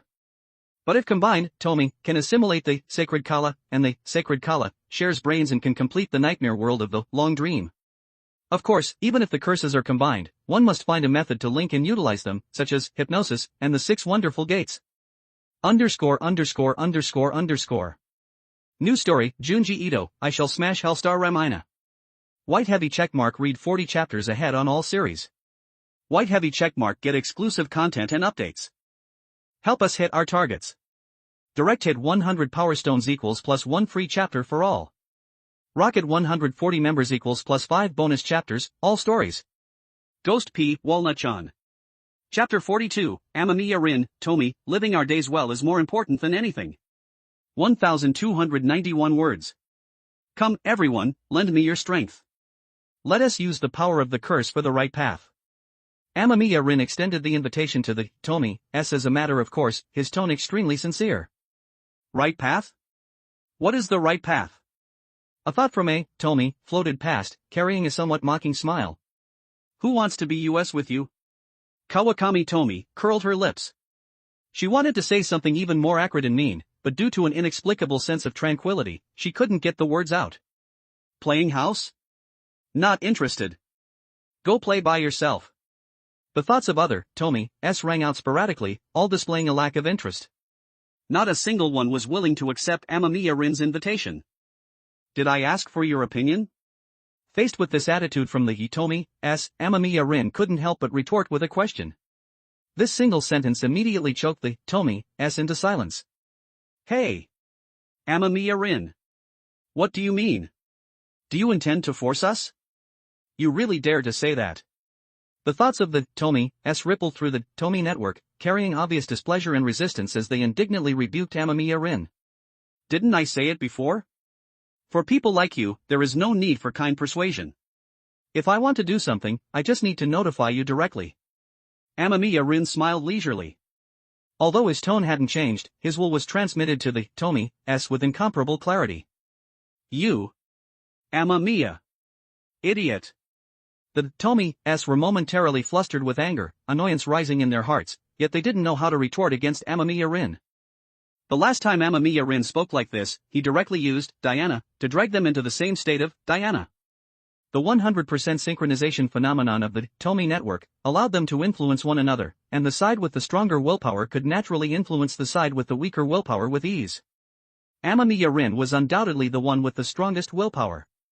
Even if the Tomi ceased their infighting and united their wills, they might not necessarily be able to contend with Amamiya Rin now. Accept your fate, everyone. Our lives are already bound together. Unless your willpower can surpass mine, no matter how unwilling you are, you must follow the rules I set. Instead of complaining, you might as well strive to improve yourselves and raise your willpower to a level sufficient to suppress me. Amamiya Rin offered a kind reminder, but not a single Tomi took it to heart. For the Tomi improving themselves was far less direct and satisfying than ruining others. Such thoughts flashed through the Tomi network, but there was mostly helplessness and confusion. What should they do? Over 30 brains operated simultaneously, desperately seeking a way to resist Amamiya Rin. However, after discussing for a long while, the only effective conclusion they reached was non-violent non-cooperation. No matter what you want, don't dream of us cooperating with you. Right. Kawakami Tomi will never be a slave. The Tomi forced themselves to cheer up, shouting bluffing declarations within the network. No problem. I will practice Diana often, letting everyone also experience the liberated state of mind of breaking attachment and revealing wisdom. Amamiya Rin responded lightly. Before his voice had even faded, the Tomi involuntarily recalled the state of Diana from just a moment ago. Their bodies subconsciously shuddered, and a great terror arose in their hearts. To no longer be oneself, to no longer be Kawakami Tomi, there was nothing more terrifying to them than this. Kawakami Tomi's attachment was the self, and Amamiya Rin's, Diana, was forcing them to break the attachment to the self. For Kawakami Tomi, this was no different from losing her ego. Not only that, if I use the gate of contemplation to penetrate deep into the Tomi network and synchronize with the 5 senses and thinking of any one of you using my immense spiritual cultivation, I can also make you think what I think and make you treat my thoughts as your own. It just so happens that my body cannot recover in the short term. Borrowing your bodies for a use would also allow me to experience the state of a healthy body in advance. The words Amamiya Rin followed up with made the Tomi-s feel cold all over, a strong sense of powerlessness welling up in their hearts. They clearly realized that they currently had absolutely no way to deal with Amamiya Rin, while Amamiya Rin had plenty of ways to deal with them. However, Amamiya Rin changed the subject, his deliberately prolonged tone slightly diluting the previous hardness, leaving a sliver of room for negotiation. However, what? Almost immediately, Tomi couldn't wait to ask. What other ghost ideas do you have? Another, Tomi's voice carried vigilance, but it also implied a trace of expectation. Things having come to this, they had no way to handle Amamiya Rin, they could only hope that Amamiya Rin would make a concession. I also don't want to keep using forceful methods. After all, our lives are bound together, and we still have to live together for decades to come. Amamiya Rin said sincerely. So? Kawakami Tomi asked suspiciously. We can set a rule, reach a consensus, and establish a few agreements that everyone can accept. Agreements? The Tomi's vigilance instantly rose to the highest level. Judging others by themselves, they would never make concessions to others when occupying the advantage. Yes, everyone takes a step back and tolerates each other. After all, we are the closest people in this world. You want to vomit. Don't say such disgusting words. Who wants to play house with you? There is only one Kawakami Tomi in the world, and Kawakami Tomi will not allow anyone in the world whose charm she cannot conquer. That's right, the relationship between us is irreconcilable. Amamiya Rin, don't dream of being some Mr. Nice Guy here. Save it. We and you are not on the same path at all. Your idea of everyone getting along only makes us feel sick. In an instant, the Tomi's were like cats whose tails had been stepped on, their fur bristling one after another. The emotions that had been peaceful became intense, and everyone clearly expressed their protest. Almost every Tomi showed a look of disgust on her face, and some even made retching motions. There is only one Kawakami Tomi in the world, and oneself is the real Kawakami Tomi. This was already the underlying code of Kawakami Tomi. No, Kawakami Tomi was willing to accept Amamiya Rin's suggestion. All conditioned phenomena are like a dream, an illusion, a bubble, a shadow. Amamiya Rin nodded slightly, his heart empty and clear, as he recited that passage of scripture he had spoken who knows how many times. Stop chanting. Stop chanting. We agree. You continue speaking. Rinkoan, you're right, we are the closest people. Upon hearing that familiar scripture, the Tomi's screamed as if scalded by boiling water. The Tomi's, who had been full of disgust just moments ago, changed their faces instantly. Several Tomi's who were acting as if to vomit hurriedly covered their mouths, forcefully suppressing the nausea. The Tomi network was filled with emotions of flattery, weakness, and fawning. Clearly, the underlying code of the Tomi's could not resist their instinctual fear of the liberated state of mind. New story, Junji Ito, I shall smash Hellstar Remina. White heavy checkmark gain early access to 40 chapters for all stories. White heavy checkmark enjoy exclusive content and special announcements. We have set new community milestones.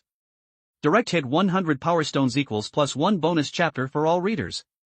Rocket 140 members equals plus 5 additional chapters for all series. Ghost P. Walnut-chan. Chapter 43, Contract, and Dragging People into the Fire Pit. 1,348 words. That's right. I hold the absolute advantage now. Acting with the compassionate heart of a Buddhist, I am making concessions to you. If you remain obstinate and refuse to accept my goodwill, then that is not my problem. Amamiya Rin looked compassionate, looking as if he were about to chant Umatba, Umatba. You are right. Lord Rin is right, we were too unappreciative. We are willing to listen to your arrangements. The thoughts of the Tomis rose one after another, carrying a deliberately fawning tone, scrambling to ring out within the Tomi network. Although they felt incredibly stifled and knew Amamiya Rin could perceive their psychology, out of lingering fear of the Dhyana, they instinctively hoped to curry favor with Amamiya Rin. Very well. Let's discuss how we can each take a step back, tolerate each other, and achieve a win-win situation where everyone is happy. Amamiya Rin smiled with the subtlety of a Buddha holding a flower, allowing his conception to emerge from the bottom of his heart into the Tomi network, sharing it with the Tomis. First, you can no longer intentionally do evil, such as inciting murder, seducing men, or destroying couples' relationships. This is the most basic requirement. TCH. Do we even need to actively seduce others? Even if we just stand on the street without moving, countless men will come to hit on us. Kawakami Tomi was dismissive, and the other Tomis chimed in one after another. They alone were full of confidence in their own charm. Then why didn't I fall in love with you? That guy was called Toshiyuki, right? Why didn't he fall in love with you? Amamiya Rin asked back without haste or irritation. A matter of time. The time spent together was too short. Right.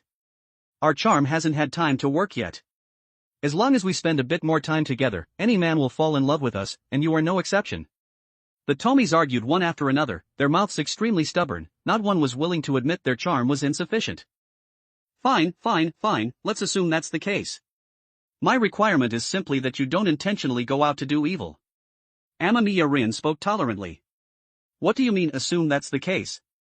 It is the case. Hearing Amamiya Rin's attitude, the Tomis flew into a rage out of humiliation. Amamiya Rin, however, did not intend to entangle himself with them on this matter endlessly, and continued to promulgate the rules he had formulated. Second, in some harmless trivial matters, if I need it, you must cooperate with me. For example? Learning skills, constructing a more realistic dreamscape. Simply put, although I don't know exactly how old you are, your appearance is that of college age. I want you all to go to school, learn various cultural knowledge and professional skills, and come into contact with various things to make the dream world become more real. Are you kidding me? You want to manage this too? Are you my dad? You actually want to control me going to school? The Tomis once again generated thoughts of resistance. Going to school was no problem, learning knowledge and skills was the problem.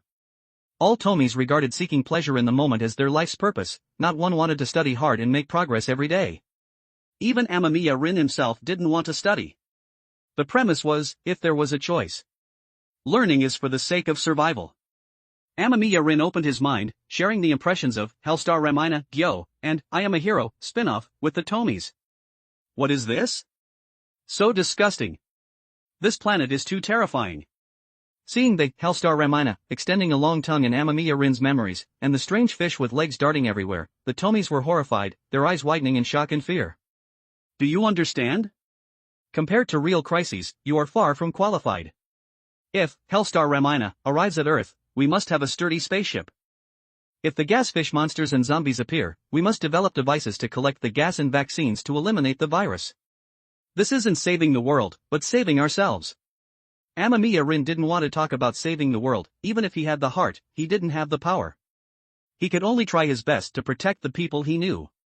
For this, technology must be developed. Although this era was in 1999, the technology level was not low. A certain university had already developed androids, and there was various black technology, pseudoscience, and even alchemy among the populace.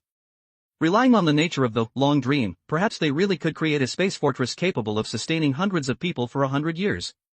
If Hellstar Remina hadn't already set its sights on Earth, pulling a wandering Earth maneuver wouldn't be impossible. That's too far off. If that day really comes, what is the meaning of wandering in the universe? The Tomis could not empathize with Amamiya Rin's thoughts. They could not detach themselves from human society. If they left human society, even if they could survive, what would be the point? Could it be that you want to be Adam and recreate human civilization with us? Kawakami Tomi teased. Human civilization? At that time, it should be the Tomi civilization, right? However, it is indeed too far off. Amamiya Rin responded lightly. Manufacturing a spaceship was still just a conjecture. He couldn't yet imagine what to do after that. Focusing on the present, you only need to memorize that cultural knowledge.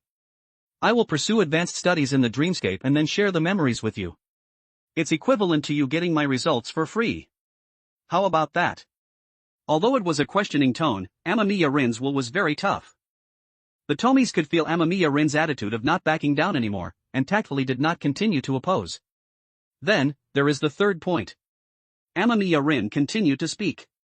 Some combat-type skills cannot be learned just by watching and listening, they also require actual action. I imagine with your personalities, you wouldn't go exercise, right? How could a delicate and beautiful flower like me do such rough things? Kawakami Tomi answered as a matter of course. So my third requirement is that I will synchronize with one of you to practice combat-type techniques. This person will be the one among you who violates the first or second rule. If no one violates them, then it will be the person who studied the worst in the second rule that day. Any problems? A brief silence fell within the Tomy network. The Tomys quickly weighed the pros and cons. The third requirement was called a rule, but in their eyes, it looked more like a punishment mechanism. Asking if there were problems? There definitely were. Asking who would object? There definitely was no one. Amamiya Rin's will was already clear, the three conditions were his bottom line. If they refused to accept, it would mean returning to the initial relationship. If they accepted the conditions, they wouldn't have to live in fear all day of being dragged to break some attachment or reveal some wisdom. They only needed to restrain their daily pranks and occasionally cooperate on small matters. The cost was merely that one unlucky person would be temporarily possessed for a while every day. There were over 30 of them. A 1 in 30 probability. If they found other Tomys and pulled them into the Tomy network, it would be a 1 in 40, 1 in 50, or 1 in 100 probability. No one felt they were that unlucky to be the one chosen to practice combat abilities. Compared to the previous all-encompassing suppression, this could already be called preferential treatment. New story, Junji Ito, I shall smash Hellstar Remina. White heavy checkmark, read 40 chapters ahead on all series. White heavy checkmark, get exclusive content and updates. Help us hit our targets. Direct hit 100 Power Stones equals plus 1 free chapter for all. Rocket 140 members equals plus 5 bonus chapters, all stories. Ghost P. Walnut-chan. Chapter 44, The Hour of Demons. 1,523 words. Agreed, X32. As expected, a total of 32 Kawakami Tomys accepted Amamiya Rin's proposal simultaneously. It is currently 10 a.m.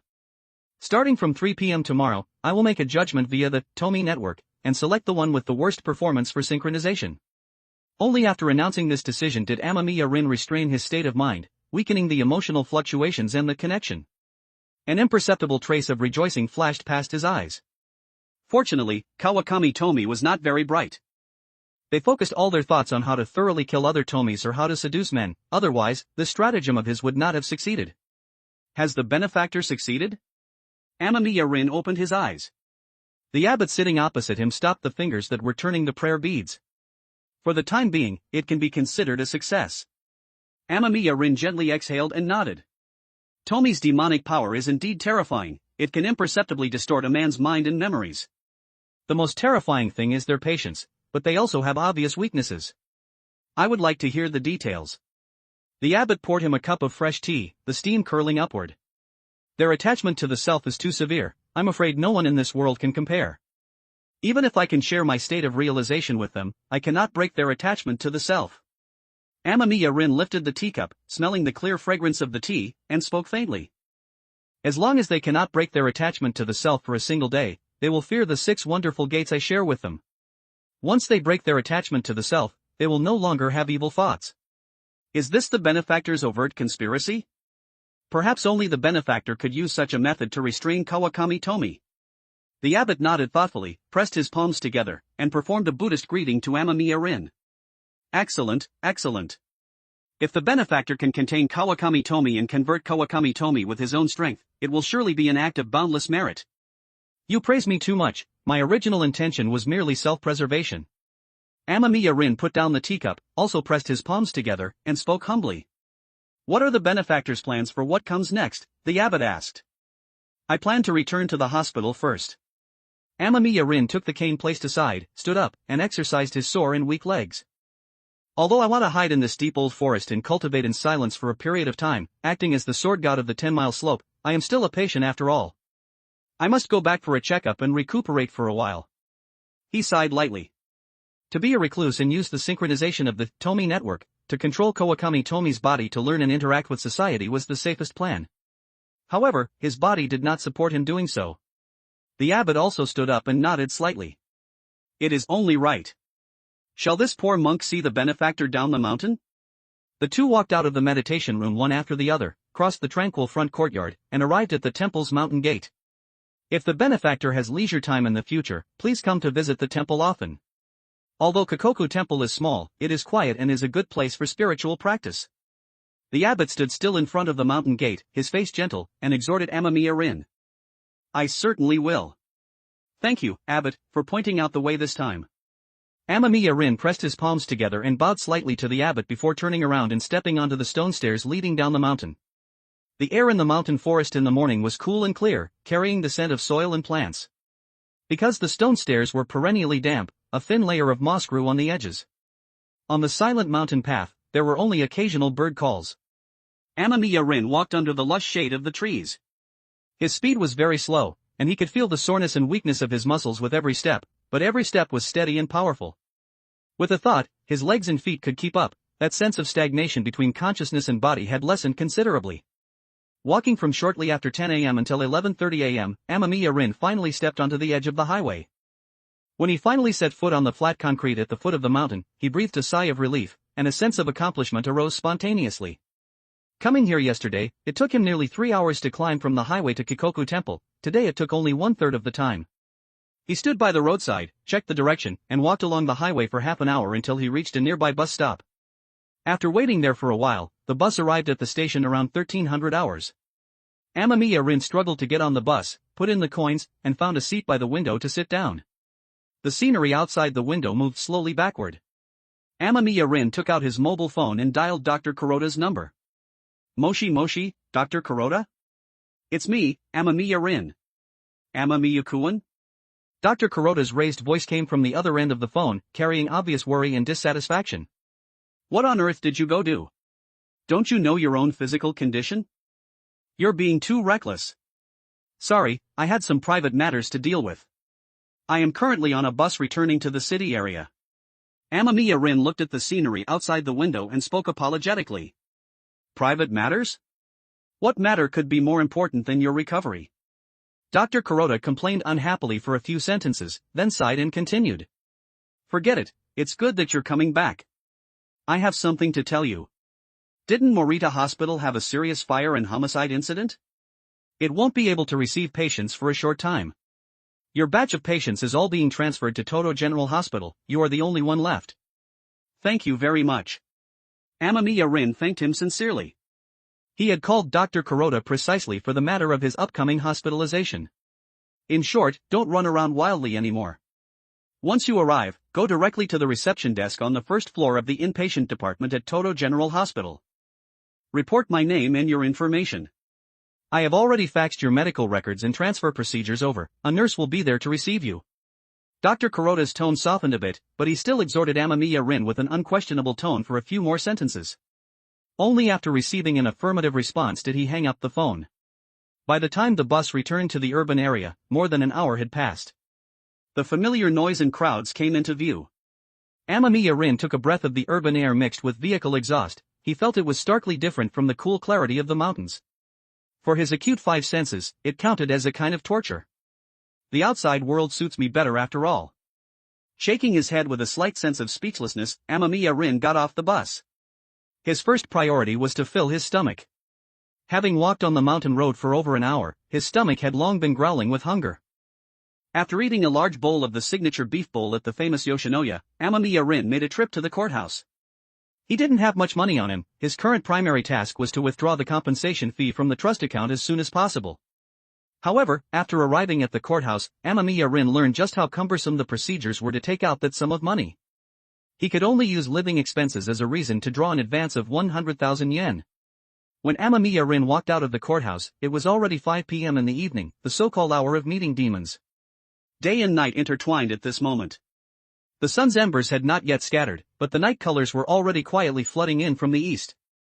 The sky was pulled into an uneven hue, the light became extremely subtle, and all things seemed to be covered with a thin layer of gray gauze. Looking from a distance, the streetlights had not yet lit up, but the outlines of the buildings had already begun to blur. Long shadows crept out from the feet of buildings and trees, resembling huge demonic monsters. New story, Damachi, but I am a god, time to make a family. Fire 25% off something at the funeral parlor, care to take a look? Fire. White heavy checkmark access up to 40 advanced chapters of all stories. White heavy checkmark receive exclusive content and updates. Help us hit our community goals. Direct hit 100 Power Stones equals plus 1 bonus chapter for everyone. Rocket 140 members equals plus 5 extra chapters of all stories. Ghost P. Walnut-chan. Chapter 45, Vampire? Bonus chapter. 1362 words. Glancing up at the gloomy, drowsy sky, Amamiya Rin felt an ominous premonition. It was as if, somewhere in this city, something unfortunate was happening. Isn't that just to be expected? The moment this thought popped up, Amamiya Rin couldn't help but laugh. A self-deprecating smile surfaced on his face. In a worldview where settings involving ghosts, various strange tales, and curses existed, it would be the strange thing if no one encountered misfortune. More than half an hour later, leaning on his cane, Amamiya Rin got off the bus at the stop just 1 li away from Toto General Hospital. By now, the sky had turned completely dark. Streetlights lit up, outlining the massive silhouette of the hospital building. Amamiya Rin leaned on his canes, walking slowly along the small path leading to the hospital. To one side of the sidewalk was the road with sparse traffic, on the other side was a design of dense green woodland. Tree branches cast large, deep shadows, and only a few widely spaced streetlights provided dim yellow light, illuminating the road beneath his feet. Compared to the main road, it was much quieter here. One could only hear the rustling of wind blowing through leaves and the light tapping of the canes on the ground. Suddenly, Amamiya Rin's ears twitched slightly, keenly capturing a trace of discordant sound mixed in the wind. Save! Save me! Someone! The voice was intermittent, carrying a panicked sobbing tone and heavy panting. Mixed with the rustling of leaves and the noise of distant vehicles, it drilled into Amamiya Rin's ears. Amamiya Rin stopped immediately, his brows knitting together. He concentrated, tilting his ear to listen. Thanks to his 5 senses sharpened by the cultivation of the gate of contemplation, he confirmed this was not an auditory hallucination. Although the cry for help was faint, it definitely existed, and it was becoming more urgent and closer. Locking onto the direction, it was precisely that patch of green woodland to the front right. Amamiya Rin hesitated almost not at all, he immediately left the sidewalk and turned into the dimly lit gravel path within the woods from the front. The woods were paved with a small gravel path for people to stroll on, winding and turning. The light from the street lamps was cut into fragmented pieces by the dense foliage, casting mottled, swaying shadows on the ground. Visibility was not good. Amamiya Rin stabilized his breathing rhythm, gradually entering the gate of contemplation, raising his perception to the maximum. The rustling of the wind and grass around him manifested in his brain as incomparably clear surveillance. His steps were small and fast, moving quickly in the direction the sound came from. Leaving the gravel path, the ground became uneven, but Amamiya Rin's pace remained stable at a constant rhythm. Rounding a cluster of dense flower beds, the scene before him suddenly opened up. He saw a young woman wearing a light-colored dress stumbling and fleeing. She had smooth long brown hair and wore a white wide-brimmed hat. Her facial lines were soft, and her light brown eyes were filled with terror. She had no shoes on her feet, wearing only stockings. Her stumbling body looked as if it would fall at any moment. In fact, she had already fallen. Amamiya Rin could see dirty grass and dust stained on her body. A few steps behind her, another woman was chasing her. That woman wore a fashionable dress, her figure thin and gaunt. Her face appeared extremely grotesque in the dim light, her skin color was a sickly blue-gray, her cheeks deeply sunken. Most terrifying was her mouth, which could not fully close, revealing several sharp canine teeth. Viscous saliva dripped constantly from the corners of her mouth, and strange sounds issued from her throat. Vampire? Amamiya Rin's pupils constricted. Although this appearance wasn't quite like the vampires drawn by Junji Ito, it fit the image of a common vampire very well. Help!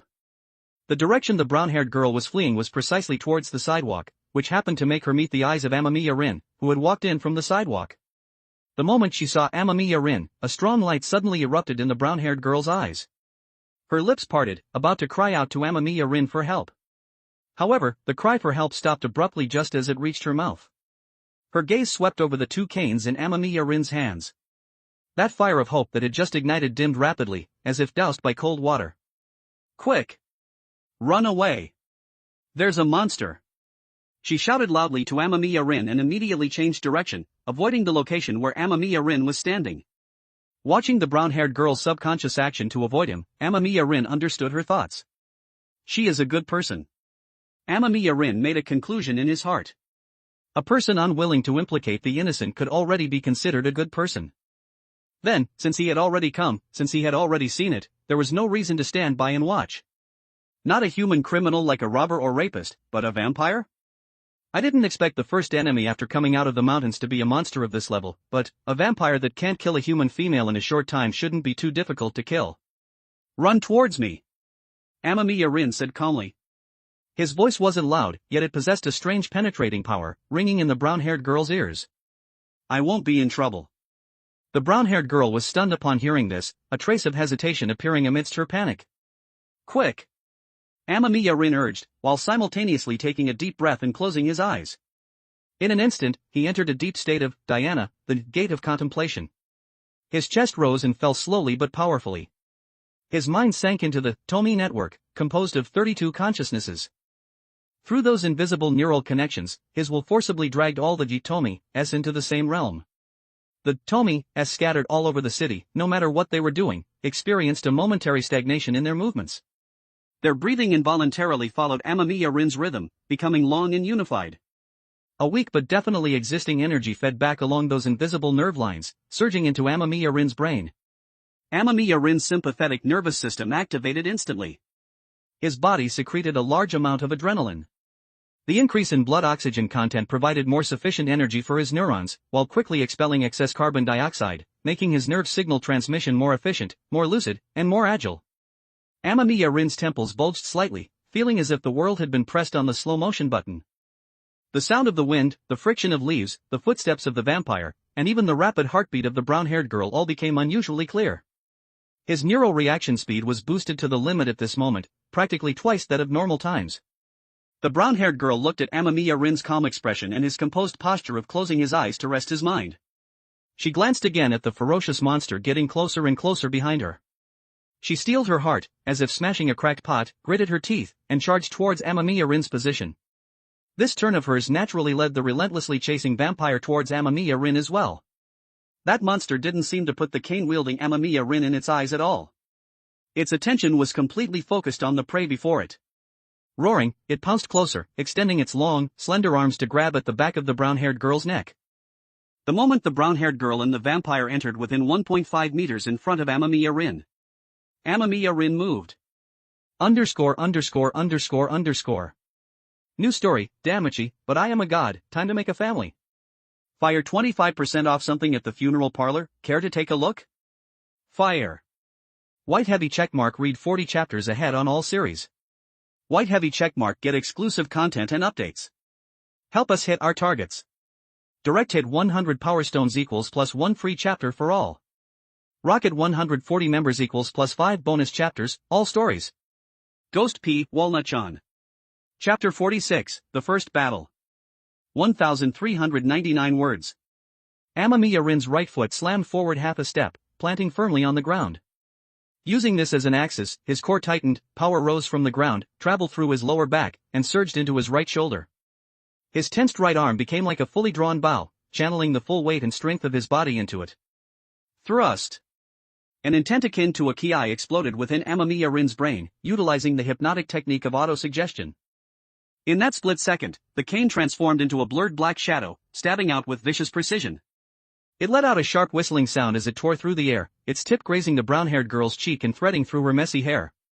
The sharp rubber ferrule aimed straight for the vampire's right eye, which gleamed with a fierce light in the gloom. This thrust was fast as lightning. It condensed the fruits of Amamiya Rin's 30 years of bitter cultivation.